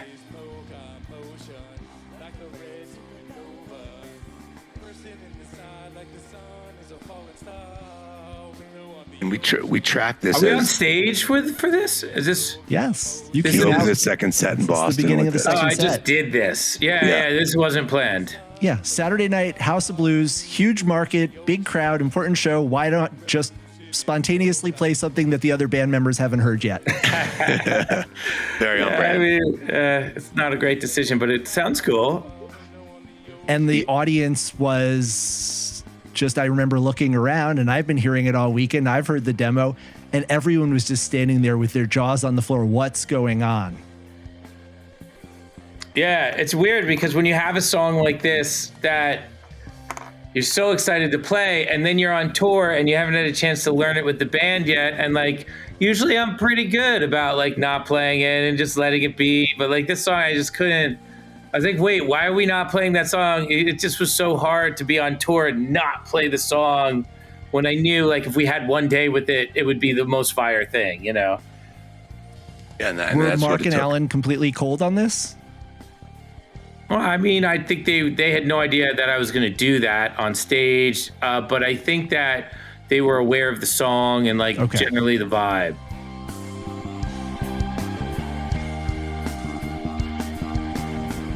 And I just kind of like at this point I'm thinking, does this chorus fly in front of an audience? You know, so I'm like trying to figure out, is this the chorus for the song? Are we good here? And so I'm like, hey, why not just play it for people and find out? This is a great little guitar solo you're playing here too. Yeah, it's a cool version, the slow rock version. It's really tracked as to be continued ending only, when it's really not. It's really more of like a reprise, like a to be continued reprise. Yeah. Show us the way.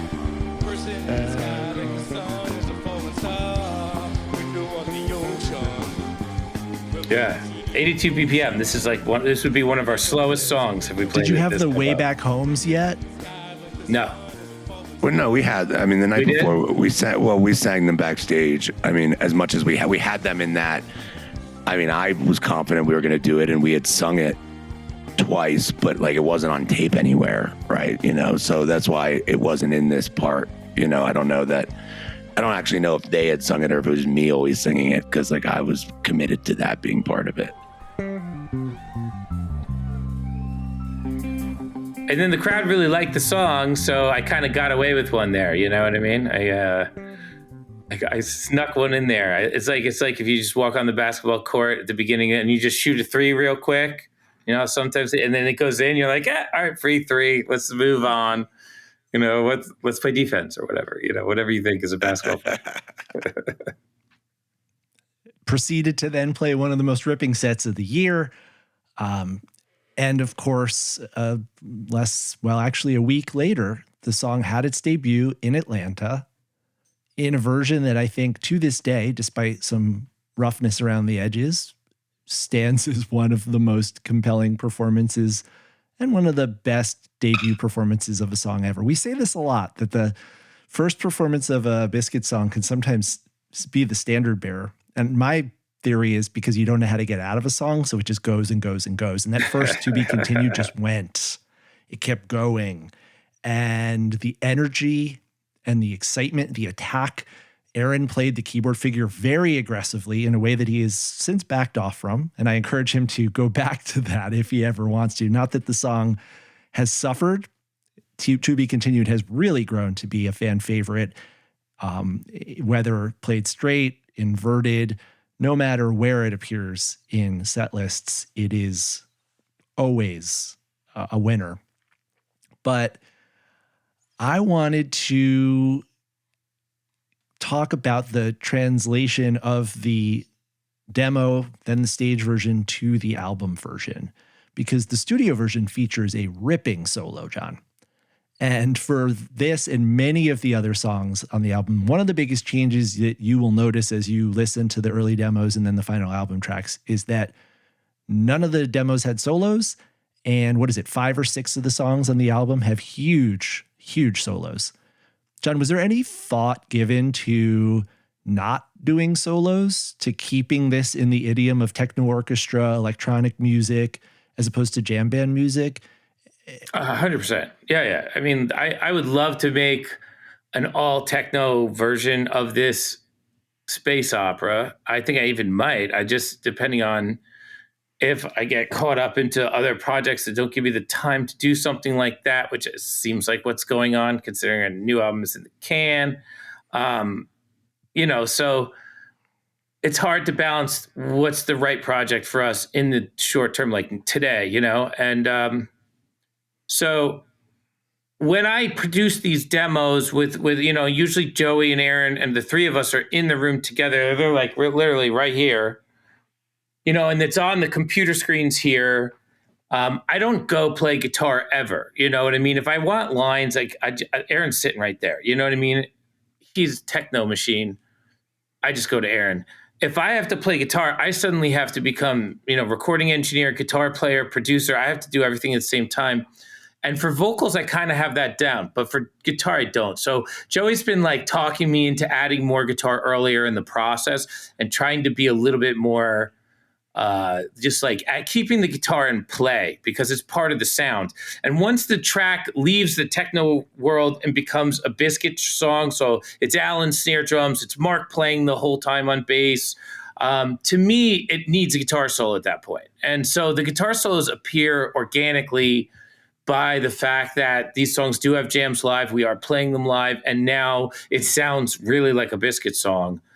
So I think that's what basically happened. And then, we were all in the room when I cut the guitar solos, and, it's some of them are just wild live moments, because I'm like cutting a guitar solo and everybody's like, yay, or meh, you know what I mean? And so sometimes I got to play wild to get everybody's attention in the studio. So the solos have like a wildness to them and an unpracticed, just kind of like a Jimmy Page, like tear through the moment type of feel.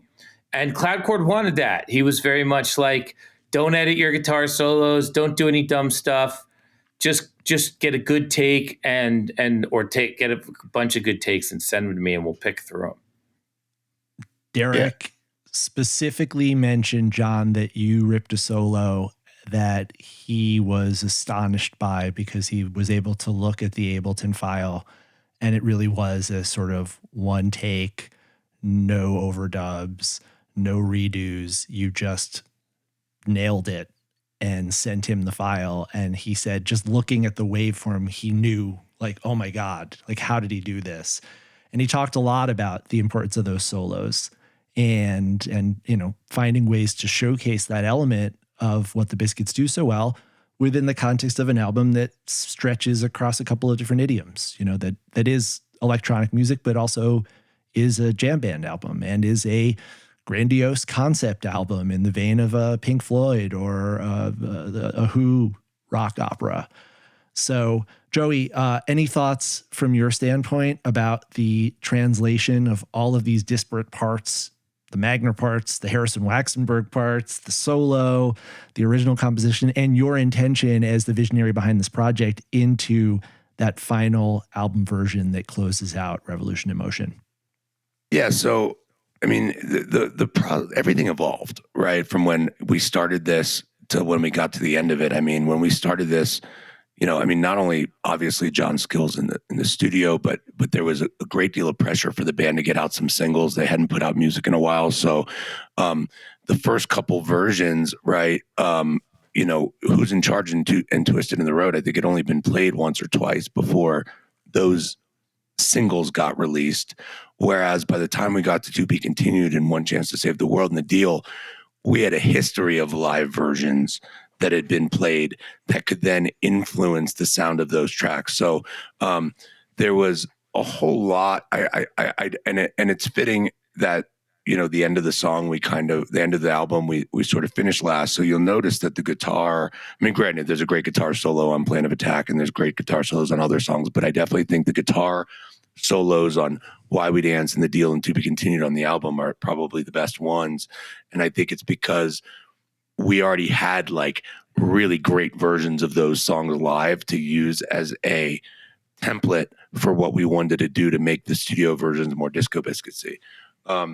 In the case of this demo, we've already talked ad nauseum about the fact that there was no demo when the band brought it to stage on 11/22, and then we created the demo from that 11/22 version after they played it when we got back together in December to have a demo, and then that was sort of, you know, and then we finished The Deal and One Chance to Save the World. We had a final demo. So then we had, at that point, we had like 7 songs that were completely in the can, and the rest we had very completed demos that Cloudcore could then take and really start to make into those final versions. And so the process changed. I mean, really, those last 4 or 5 or 6 songs, we had already picked our favorite versions of those live versions, and we were talking about how do we get these versions to sound more Disco Biscuits like, and how do we bring in some of that element of and we were able to do that. So Who's in Charge, as much as I love the studio version of Who's in Charge, there's almost no guitar on Who's in Charge. And then you look at songs like One Chance to Save the World and To Be Continued, The Deal, and Why We Dance especially has huge ripping guitar on it. And I think that was really a benefit to our progress and what we were doing and how we were able to do it by that point. I've always said this would be a 4-part series, but I lied. There is a 5th installment of the mini-series recorded last week with Revolution in Motion's producer, Cloudcore, Derek Van Scoten. And one of the things that Derek talked about, Joey, was that very point you just made, which was Who's in Charge was recorded and released very early on. And the process, your approach, everything changed in the intervening 2 years.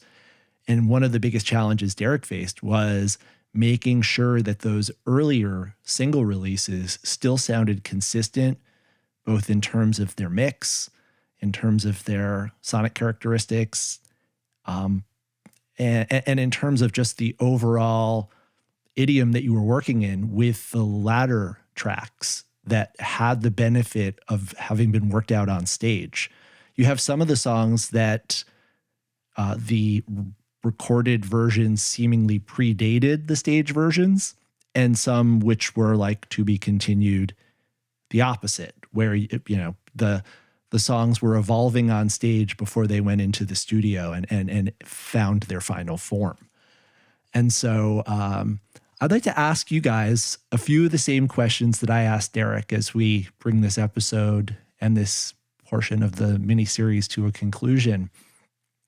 And the first question I want to know is, as you look back over the entirety of the 14-song cycle, what was the song that was the biggest challenge, that required the most work, but also like the most compromise, the most negotiation? You've got a lot of powerful, assertive personalities in this band. You've got different creative visions. You've got a producer who himself is a prolific artist who has a very specific philosophy about how to get music out and done. What was the song for both of you that was the hardest fought, that required the most blood, sweat, and tears in order to bring to fruition?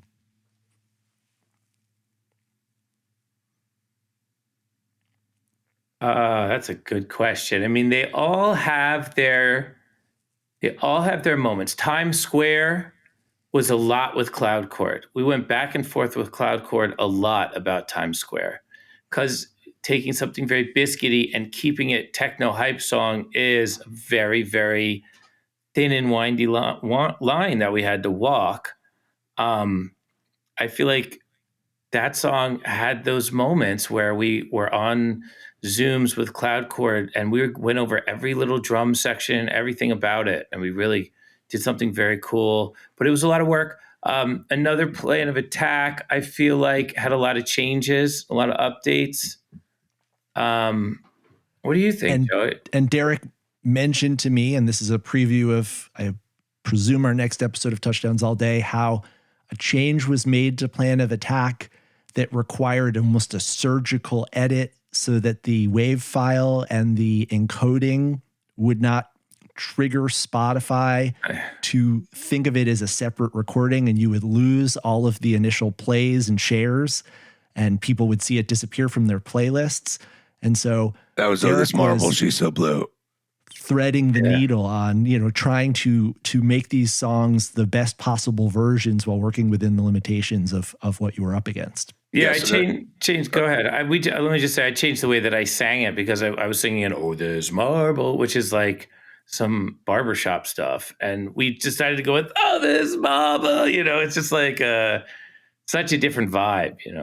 Yeah, I think that we didn't change much, but even on the early singles, listen, I think if we could have all gone back to the earliest singles and take another shot at them with our improved process that we had by the end of it, if we had that time and that space, and it wouldn't have killed all the Spotify listens that they already had, we might have done that.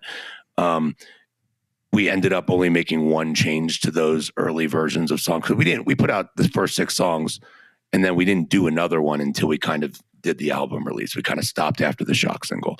But the "Oh This Marble, She's So Blue," if you somehow have that, I don't think it's up there anymore, but that was the one change that was made from the album version from one of the early single version. It's really the only one.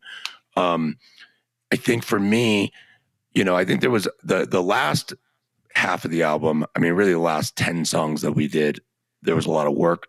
I don't think any of it was necessarily like hard. I thought it was all great. I admittedly, the first versions, like Who's in Charge, Twisted in the Road, The Wormhole, again, it was like we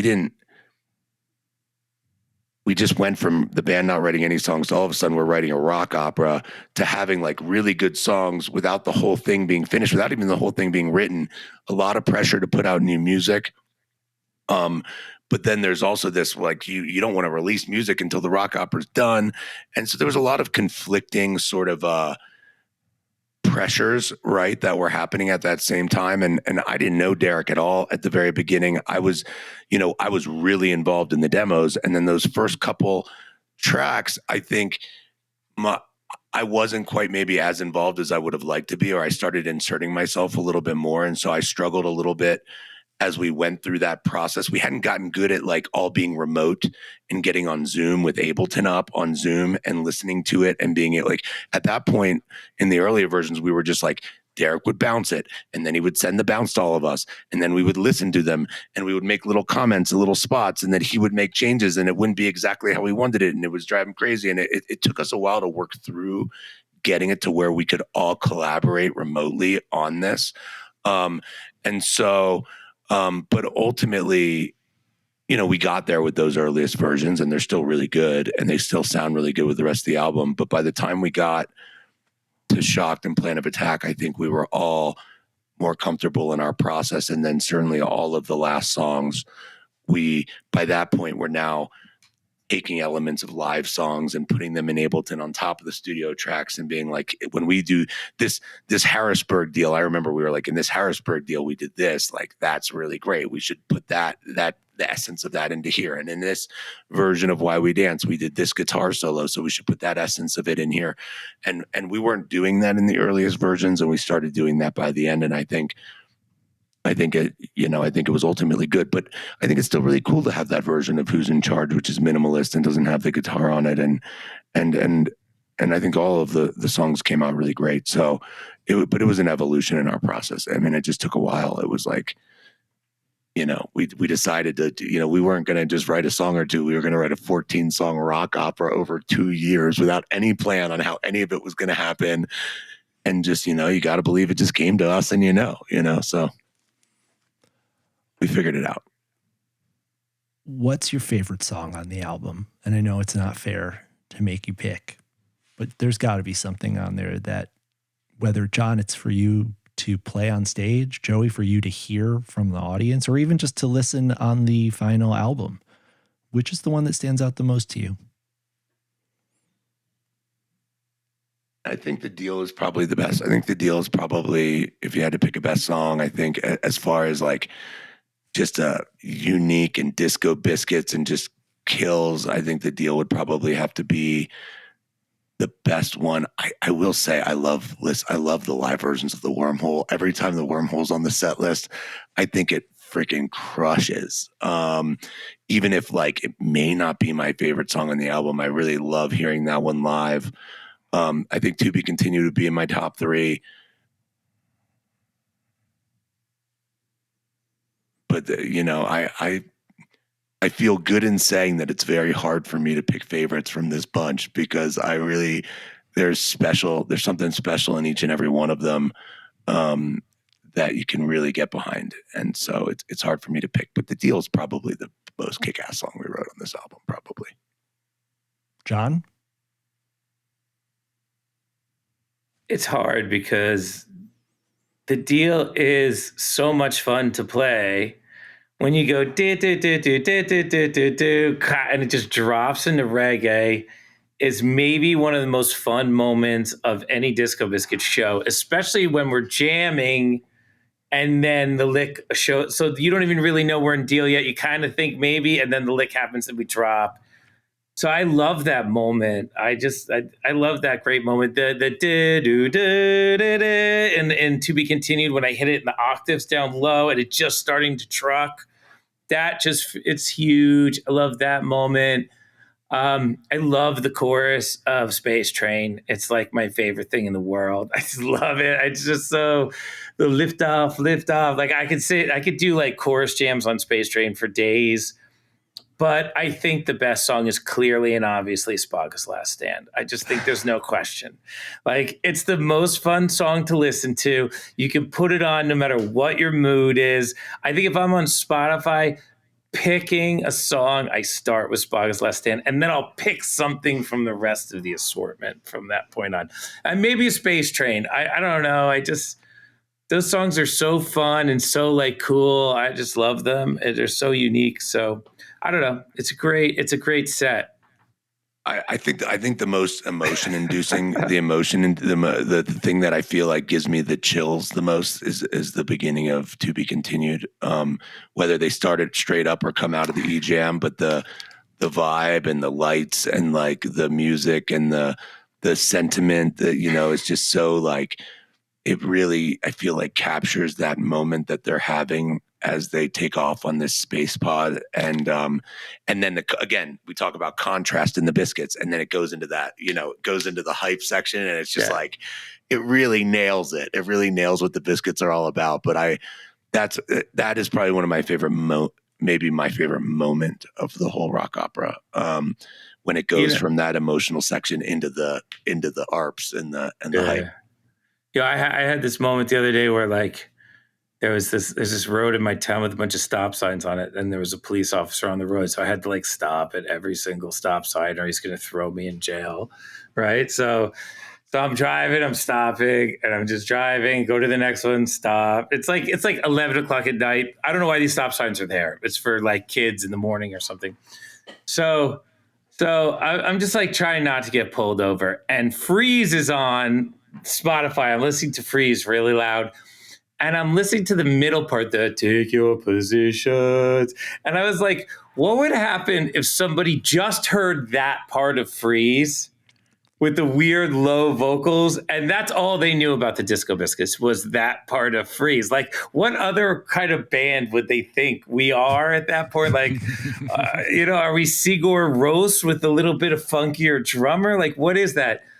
Bowie. I don't know. I always thought that was a very David Bowie section in my head, or like or even like the Talking Heads guy, Dave Byrne. Oh, don't talk about Talking Heads in front of John; he'll fly off the handle. What? We've already talked about this. I've explained my position on this. But I think maybe it's the baritone, right? Both those guys have sort of like that baritone voice, yes, and they have sort of weird sections like that.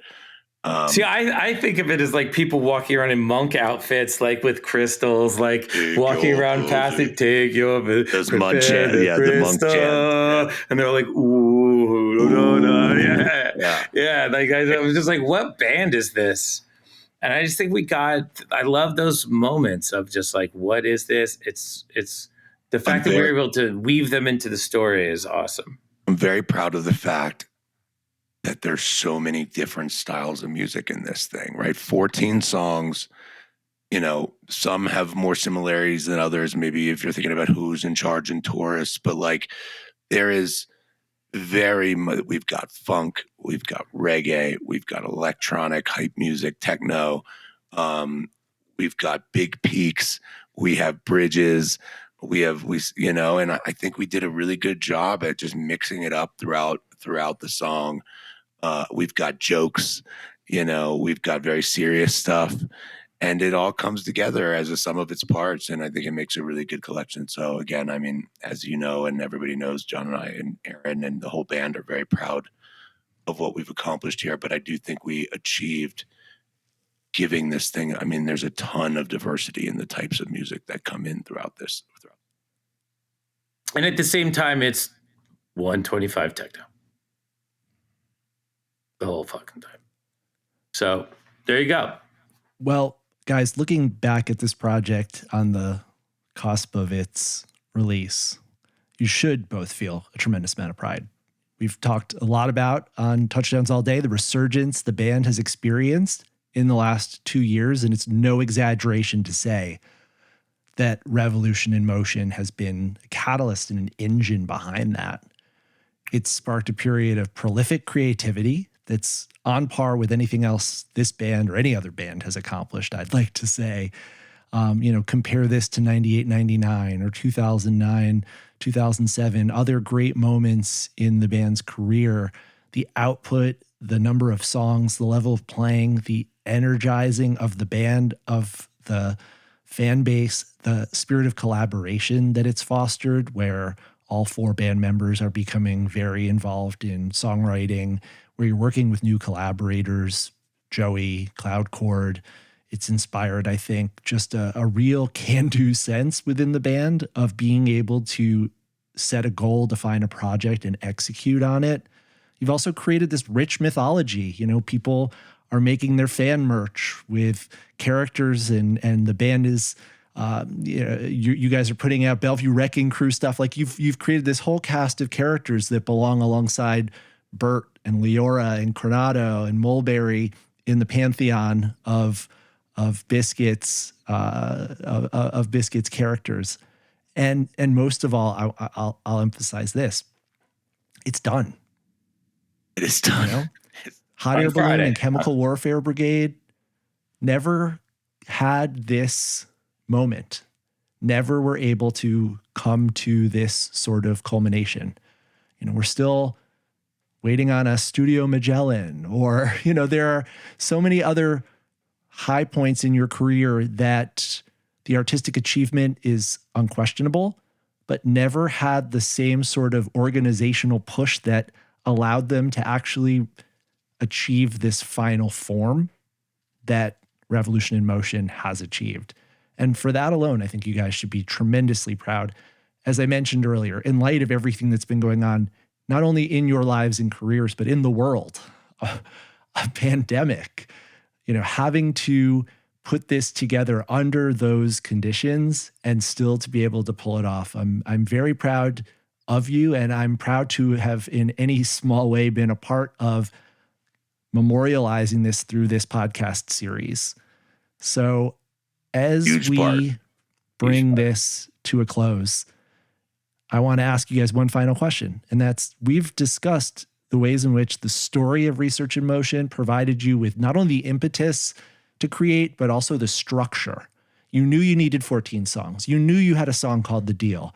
You knew you were going to have songs that accomplished certain narrative beats. And it provided you with a kind of a set of guardrails. But now you're working without a net, and you're writing songs that are standalone, that are not part of a larger mythology, that don't have already some sort of demand or impetus behind them. You proved that you can do it. But I want to know, what's next? Where does this songwriting partnership of Friedman and Gutwillig go from here? Well, I'll go first. First off, I want to make clear, it may have started as Friedman and Gutwillig, but it really has become Friedman and Gutwillig and Magner and Brownstein and the whole band, which I think has only made the songs better, and gotten everybody even just more excited about them. I know that when we finished it, I immediately wanted to write the sequel of the rock opera, and Barbara's like, we're not writing anymore, but we're going to write regular songs. And I was scared. I was like, how do I write a song that doesn't have to do with this story? And then I found out, oh my God, it's so much easier to write one-off songs that don't have that be part of a 14-song story arc. And those songs started flowing. And now, I mean, I think our next album, we got By the Time, Photograph, Fire Will Exchange, No Recollection. I mean, these songs are going to be awesome, and they're going to make a great album together. And so I'm really excited. I mean, I have a whole story in my head. I know John has a story in his head about what happens next. At some point, it could be fun to go back there.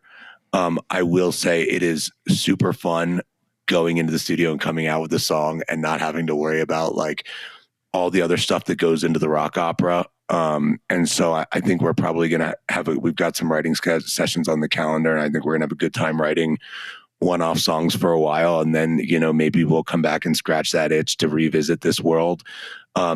But just to comment on a couple of things you say, then I'll give it back to Barbara. One of my favorite things, and I just said this to somebody recently, is, you know, we created this world, but now it's the fans to run with it. The merch that they've created and the different ways that they've brought it to life. And yeah, there's a blunt action take, but I'm excited to see other people's takes on it. There was you know, Aaron's kids' take, but as John mentioned, but like, you know, these characters in this story have a whole life to live in other people's interpretation of it. And I love the art and the stickers and the merch. It's just such a trip. And then, you know, I think the other thing that just, I can't even, like, there is no Fire Will Exchange or No Recollection without these songs, right? Not only the partnership that it created or the jams that they created to create these songs, right? But and now we're really in the flow state of creating these songs, and so it's all just been incredible. I'm so thankful to John and to the band for bringing me in and trusting me and for all we've accomplished together, and so I think that's probably my last sentiment that I'll leave. And John, you can wrap it up however you want. Yeah, I feel like we are all very fortunate to have found, you know, a real fun chemistry to make music that we're all very proud of, and it's just like landing, song after song is landing in these crowds. We go to Electric Forest, and it's all fishnets and neon bathing suits, and we play Twisted in the Road, and it crushed, and then we go to High Sierra Music Festival, and it's very, very hippie scene on in that Who's in Charge set. You were there, Max, was massive. And Space Train was in there. We didn't even know how to play those songs at that point. They were still massive. And so it just feels so good to be in a band and playing new, fresh music that has so much fire in it. So I guess where we go next is to try and continue to just make stuff that makes us excited as often as possible and really focus on that. We have to wake up and really prioritize that, because it's so easy to prioritize something else in this world.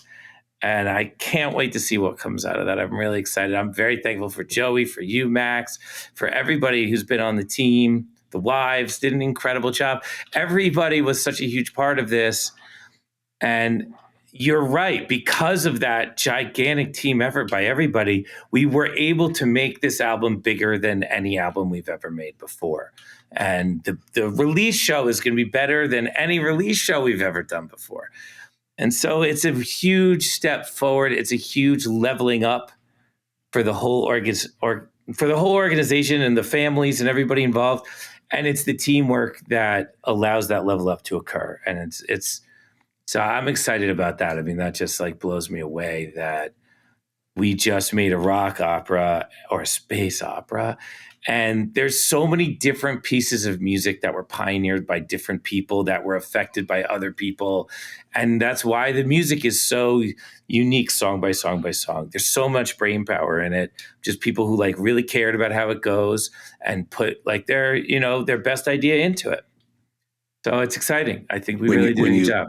When you look at the track list and you're making a set list for a show, you're like, I can't believe we're making a show with this many good songs. You're like, this is such a good set list. And all it is the album in a row. Yeah. And the only struggle is, to really, you want to have everyone have 25-minute versions, right? So we're going to figure out how to do it. It's going to be great. I mean, it's almost foolproof with these songs. It's like, all you got to do is go and do what you do, and it's going to be great.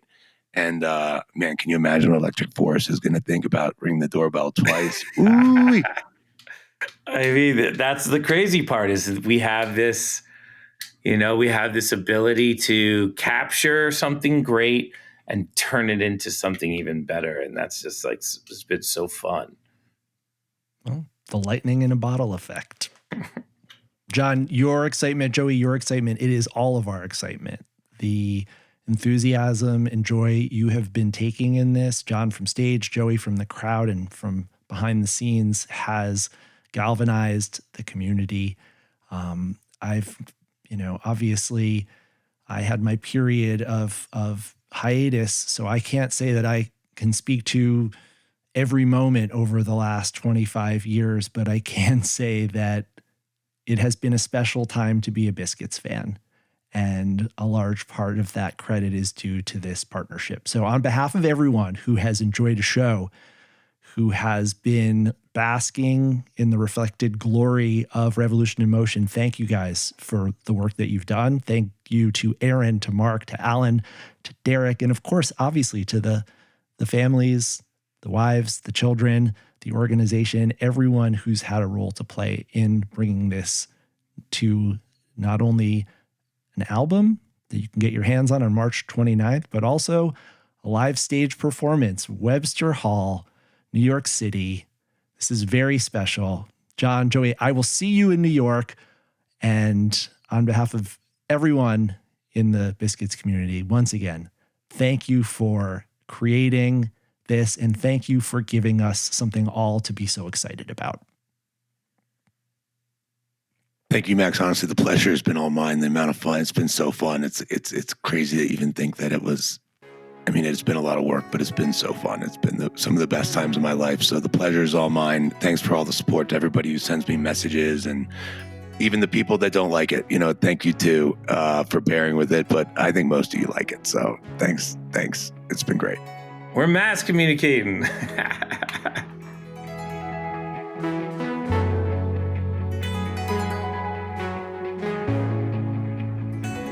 Turn another page on this chapter, the other side of the door.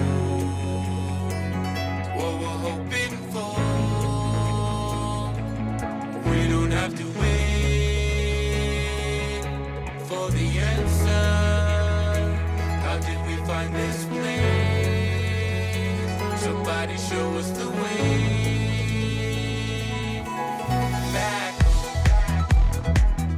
And that's where we'll leave it for now.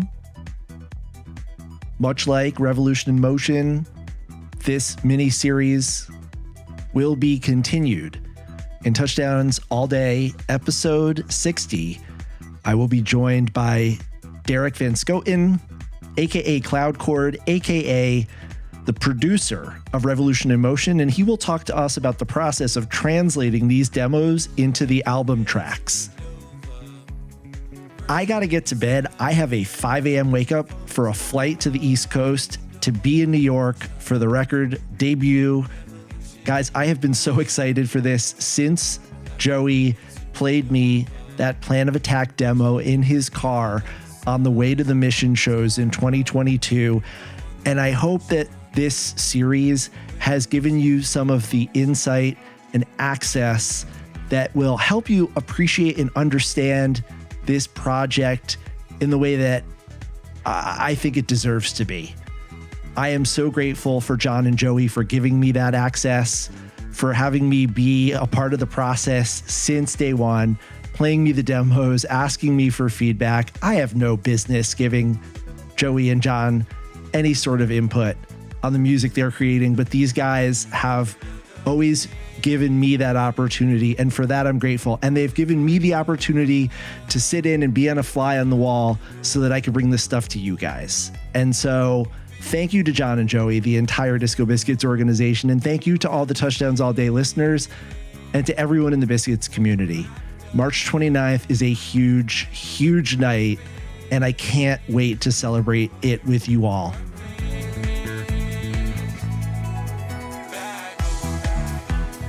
Touchdowns All Day is an Osiris Media production. Check us out on the web at www.touchdownsallday.com and use the hashtag TouchdownsAllDay on all social platforms. John is at Barber Shreds and I'm at FY Maxwell. You could also get us at TDAD Baby on X. And of course, you know we love your voicemails. 424-666-SIYD, number to call. I say this all the time. If you like what you're hearing, if you want us to keep going with Touchdowns All Day, please follow us, like us, review us, and share an episode with a friend. We want to grow the audience for this podcast, and we want to grow the audience for the Disco Biscuits, but we can't do it without you. This episode was written, produced, and edited by me, Max Dawson. Special thanks to Crunk Mike and Osiris Media. Throughout this series, we've received amazing support from Andrew Kaplan, Ben Baruch, and everyone at 1111 Management, and we are very grateful for that. There are many other folks without whom this series could not have happened. I will start, of course, with our friends at the Biscuits Internet Project, Andy Bazzani and Mike Walsh. Our photographer is Tara Gracer. We get all of our live Biscuits audio clips from Rich Steele, Drew Granicelli, and the folks at nugs.net. Many thanks to the Biscuits road crew for allowing us to be backstage, capturing content throughout the process of rolling out these songs. You know I have to shout out Scott McClintock, Think Tank Dubs, for being an invaluable source of music, inspiration, and most of all, for being a great friend. And of course, Joey Friedman and Steve Martocci for coming up with the idea of having me host Touchdowns All Day in the first place. As always, I want to offer the most heartfelt, extra special thanks to Lisa Gottwellig, Deb Brownstein, Jelly Magner, Sandra O'Quinn, Andrea Rivers, and especially Avery McMahon. On behalf of John Barber, Crunk Mike, and the entire Touchdowns All Day family, this is Max Dawson saying, see you next time.